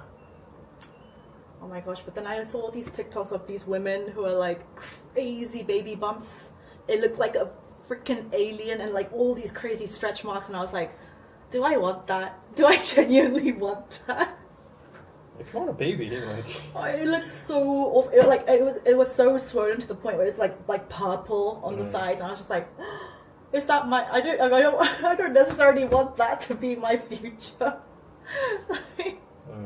Yeah, some women are like beautiful, like have like beautiful pregnancies, and some women are just like, it like looks horrible, like miserable. oh, that's just natural. No one is gonna look at your what do you? Well, you get pregnant then, and you have a swollen ass belly with stretch marks. Then No. I'm literally saying, like, you know, if you have marks, people are gonna say it's beautiful anyways. Like, if that's the toll of being a mother. If you, I mean. I have a question. If there was some technology, science that like allowed men to have babies in the future, I've seen a movie. Yeah. yeah, would you do recently. that for your wife? Yeah, I could share it. If it, One each. yeah. Yeah. God. Why? What? Yeah, but yeah, babies is like far in the future, I think. Not anytime I like soon. babies, but I mean, all men like babies. I think most men. I think all human beings like babies. But for women, seriously, the pregnancy part and the labor is scary, and Of what course it happens is. to your body is scary. Of course it is. Yeah. Yeah. It's But- never going to be the same again. I promise you that. Yeah, Yeah. but that's the toll of having a baby. It's like that's how Mother Nature is. So, Yeah. But there are people that recover really, really like swiftly and perfectly from their A pregnancies. lot of people change. Like I can say this because I don't think she would. My cousin, after pregnancy and after you breastfeed, she's like, your boobs just like, she was like, it turns into like raisins, like just like shrink and like shriveled up, like it's just not attractive. I was just like, great, like another raisins. thing. What? So a lot of mothers actually get like their boobs done after having like breastfed and given the kids. They because don't they're need just- to if their husband likes it. I mean, if It's there is just for their own self-satisfaction. satisfaction, yeah. Yeah. Apparently the boob job is the most satisfying surgery out of anything else. The people are most happy with it Really? afterwards, yeah. Okay. Yeah. Isn't it kind of like heavy to have like silicone under your boobs? Anyway, I feel like it's gonna get stuffy. Yeah, like you anyone get sweat here a underneath mother? here. yeah. I got stretch marks just from getting fat and losing weight. So imagine being pregnant and like your body going through such extreme change. Like, gosh. Surrogate, yeah, you can if you're rich. But also I feel like surrogacy in Korea is like nobody really does that. What's surrogacy? When you pay someone, another woman, and you inseminate your egg I and your wouldn't do sperm. that, no. Yeah, it's like not really a done thing in Korea. And I think people would probably judge you. I think it's probably like seen as Terimo? oh. Do people do that? I've heard of some cases, Mm. but usually it's for like medical. Yeah, but there's Issues. no other way that you Yeah, can have the baby yeah. yourself. Yeah. I don't think that happens to every woman after breastfeeding, haha. Yeah, it must be just like luck. But Mm. the joys of being a woman. This is Yeah. what we go through. Men So be really nice shouldn't. to us. Okay, there comes a comment. Men really shouldn't be talking about the happiness of being a mother. Yeah, in that case, women should not be asking any of these questions to men, because if that's the premise there, then why are you even asking? Is it a trap question? Is it a trick question? Whatever. So if you want our opinions, then you need to open the field. Right? Nishi says, don't wait too long. I was 37 when I had my daughter, but I wish I had her earlier in my life. We had fertility issues along with financial issues. I wouldn't trade her for anything. Yeah, like 37 is like pretty. There will be a lot of complications probably, and Yeah, I know a lot of people in Korea like getting their eggs frozen, and people even like getting their sperm frozen as well, just to keep like healthy. But yeah, the longer you leave it, that's why most women are like around this age that I am now, 30 to like, I don't know, maybe like 35, all in a rush to feel like, okay, if we want to have kids, then we have to do it, like find someone. Yeah. I've been seeing posts nowadays, because like the low birth rate and everything's such like a crazy situation. Women very concerned about their biological clock, saying that like some people were debating like it starts to deteriorate, or like, you know, go down already from like 25 or something, 27.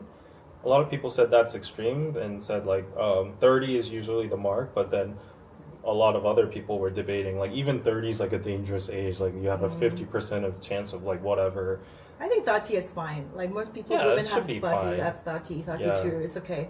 But after 35 it becomes really, and like also it's just because you're older, you're less, your energy just drains faster. So raising a kid after the fact is way more energy taxing on you. Yeah. So, yeah. Yeah. You won't ever get pregnant. You won't ever experience that experience. So that's true. You won't know what it's like. Yeah. Mom of 3, 2 pregnancies, twins. Wow. Okay, so I actually heard of someone telling me recently that they knew a couple who were like kind of up there in age, like late 30s, and they were really struggling to get pregnant. So they did all the IVF and all this, and then they saw. But then even before they started, the reason why they left it so late because they weren't sure if they wanted to have kids at all in the first place. So they were kind of delaying, and then they changed their mind. And then they were trying to get pregnant. And then they did IVF. And apparently if you do that, there's a way higher chance of you getting twins or triplets. So she ended up like becoming pregnant with triplets. Oh. And so initially they were like, we don't want any kids. And suddenly they've ended up with 3. And they were like,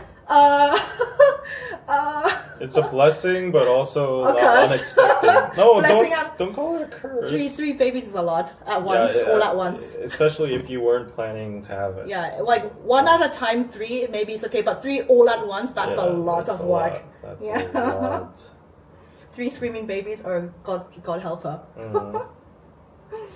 Yeah. Are you going for lunch? If you have time, yeah. Let's go have what do you call it? Frank burger. Oh, it's right there. Okay, it's like we've been. I'm sorry. There's this page I follow nowadays. It's like this juggler guy. He's just so funny. Show the. I don't understand Dave. Like sometimes he shows me things that he finds really funny, and then I'm just like, I look at it with a blank face. Let's show on mine too. Sometimes David's humor.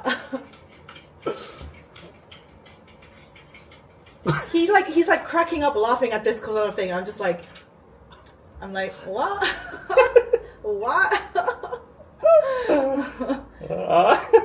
This one's funny too. Oh god. I'll show you. At least he's having fun.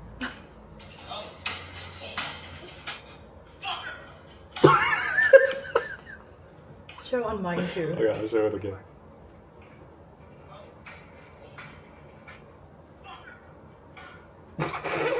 What are you, like a 10-year-old boy? This is like I'm just sitting there with a blank face, like, okay, at least you're having fun. That's good. Yeah. Oh my god, what the hell? Is that funny? You should make that content. I can't. That's pure talent there. Okay. You're eating apples while they're juggling. That's okay. So anyway, guys, I'm not like I have to get approval for the brand video. So I was supposed to upload a long form video last week. So I probably might do a solo live just myself this week to make up for it. Okay. Yeah, on YouTube. Yeah, I'm annoyed at them, but what can I do? Very sophomore humor. I love it. Yeah. Yeah. Rory's comment is cracking me up. It isn't funny. I mean, I kind of... That comment itself is funny. Blank face. Yeah, blank face. He is a child. That's why he's scared of ghosts. Oh, don't say that, and please. Stuff. Yeah. Yeah, my Reels... Do you scroll on Reels? Do you actually scroll on Reels? Yeah. Really? Mm-hmm. Do you guys scroll on Instagram Reels? Because I don't. Then where else do you do? No, I only see the reels that pop up on my home feed, or I go on TikTok. I never watch YouTube Shorts. Do you? Yeah, I watch YouTube Shorts. You go on the Shorts tab. Yeah. Do you? Yeah. It's really funny because in Korea, you guys know TikTok is not big. It's only big among like the really young students. But if I go on the tube or the bus and I see all the ajumas and ajushis, they're scrolling on YouTube Shorts. Korea is, I think, like, yeah, they're obsessed with YouTube. So. Yeah, I don't like TikTok. TikTok has just weird content. Oh. But you realize that all the content on Reels and Shorts, it comes from TikTok. TikTok is the birthplace. And then all the trends and all the stuff, it goes onto the other platforms. Yeah. You know, like nowadays the Gen Z do their first dates and then they check each other's like discovery tab. Yeah. Can I see your discovery tab?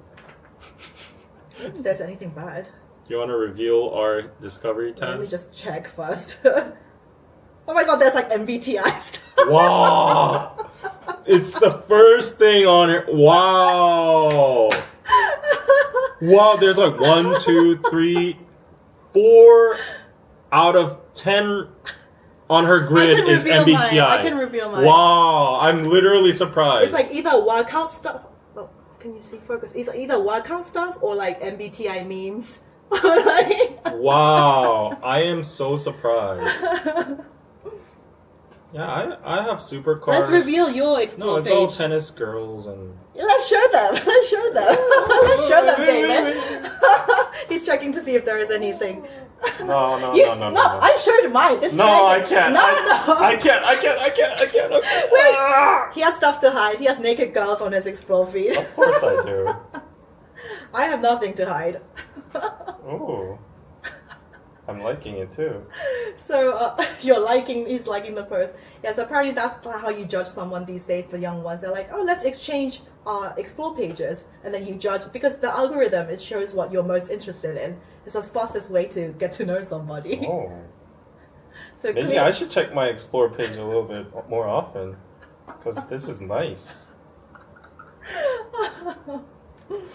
Okay. Yeah. Okay. Oh, wow. Water bomb. Oh.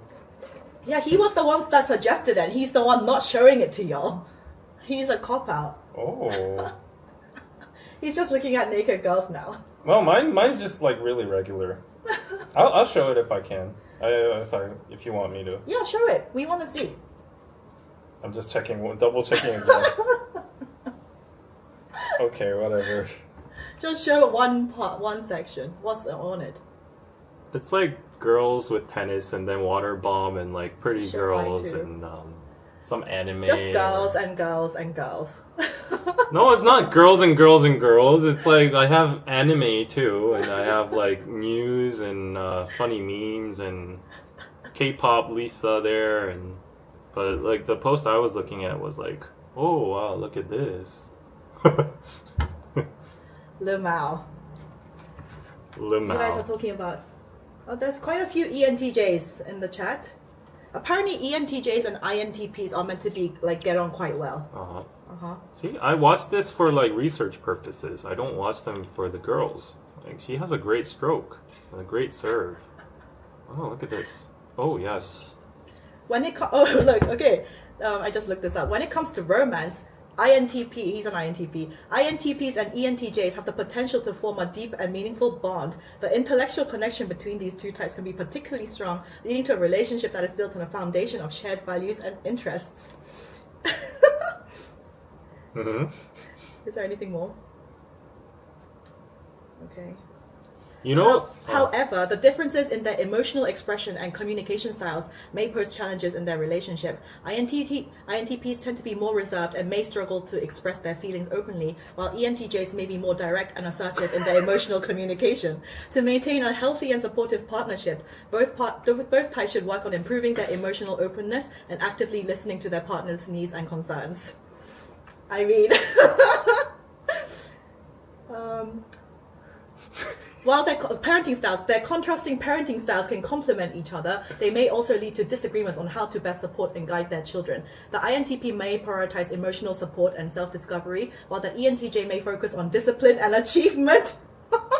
By respecting each other's perspectives and finding a balance between nurturing and structure, INTP and ENTJ parents can create a supportive and empowering home for life for their children.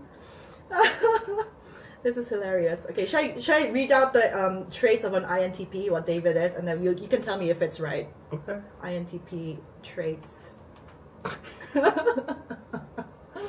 How is her description so true? Guys, I told you, ENTJ is MBTI is a science. Okay, your type. People with INTP preferences. Oh wait, hold on, it's loading. These people are quiet, thoughtful, and analytical. They tend to put a great deal of consideration into everything they do. INTPs are generally easygoing and genuine. They might seem to zone out from time to time while they consider new concepts or explore how something works. They are often happiest laying low and working hard behind the scenes. While they may seem impersonal with people they don't know well, they like to have a close group of people they open up to. Yeah, analytical, conceptual, logical, quiet, independent, easygoing, complex, driven, curious, questioning, methodical, values competence, self-critical, thoughtful, innovative, problem solver. Let's see the negative side of the INTP. INTP pickpocket. It's seriously science, I'm telling you. Okay.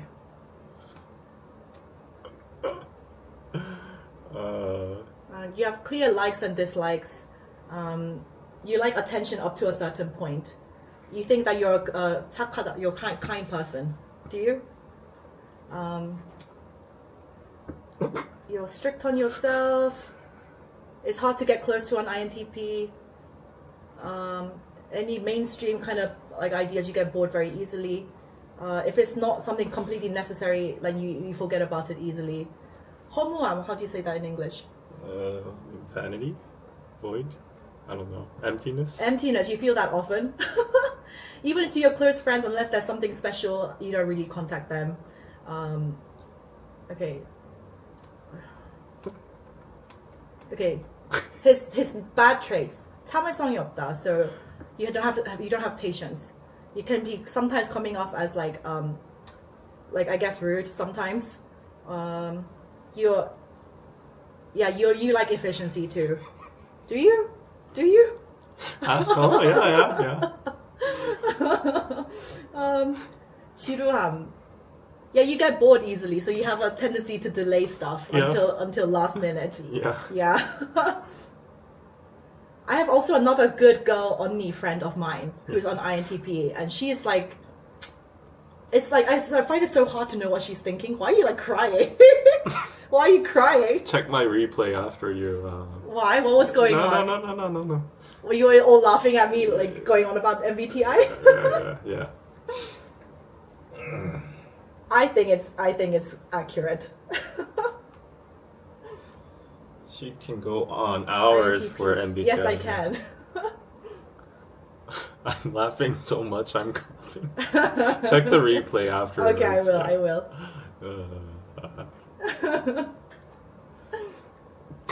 I will check the replay. Shall we go to lunch? Yeah. Yeah. I can show you a little bit of what happened. Well, what are you doing?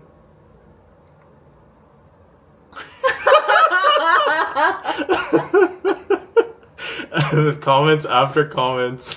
She keeps going. It is accurate though, guys. Take the 16 personalities test, and honestly, it describes yourself so well. Okay. How do you find out what I am? Yeah, there's a type in MBTI and 16 personalities test into Google, and you'll have to do like a test. It takes like 10 minutes. Great. Like 10 minutes. Let's go to lunch, and I need to pee after drinking this massive ass. Why do you always say that after a stream? Yeah, I'm always like, David, I need to pee. And I'm like, you don't have to tell me that. Like, just go to the bathroom. Okay, let's go. Thank you for joining. Hopefully I can upload the long form video this week if I can. And yeah, see you next week. Yep, see you next week. Check out Patreon, guys. I'm Yes. gonna upload my reaction to the monthly K-pop reactions. Check out piroso.net. We have the Mother of Pearl Diaries, the bestsellers over here. Amazing plates, playing cards. Get a 12% discount if you use the code Busan right now. Only for 5 people. And what else? Bye-bye. Yeah, bye-bye. Bye. Thank you for all the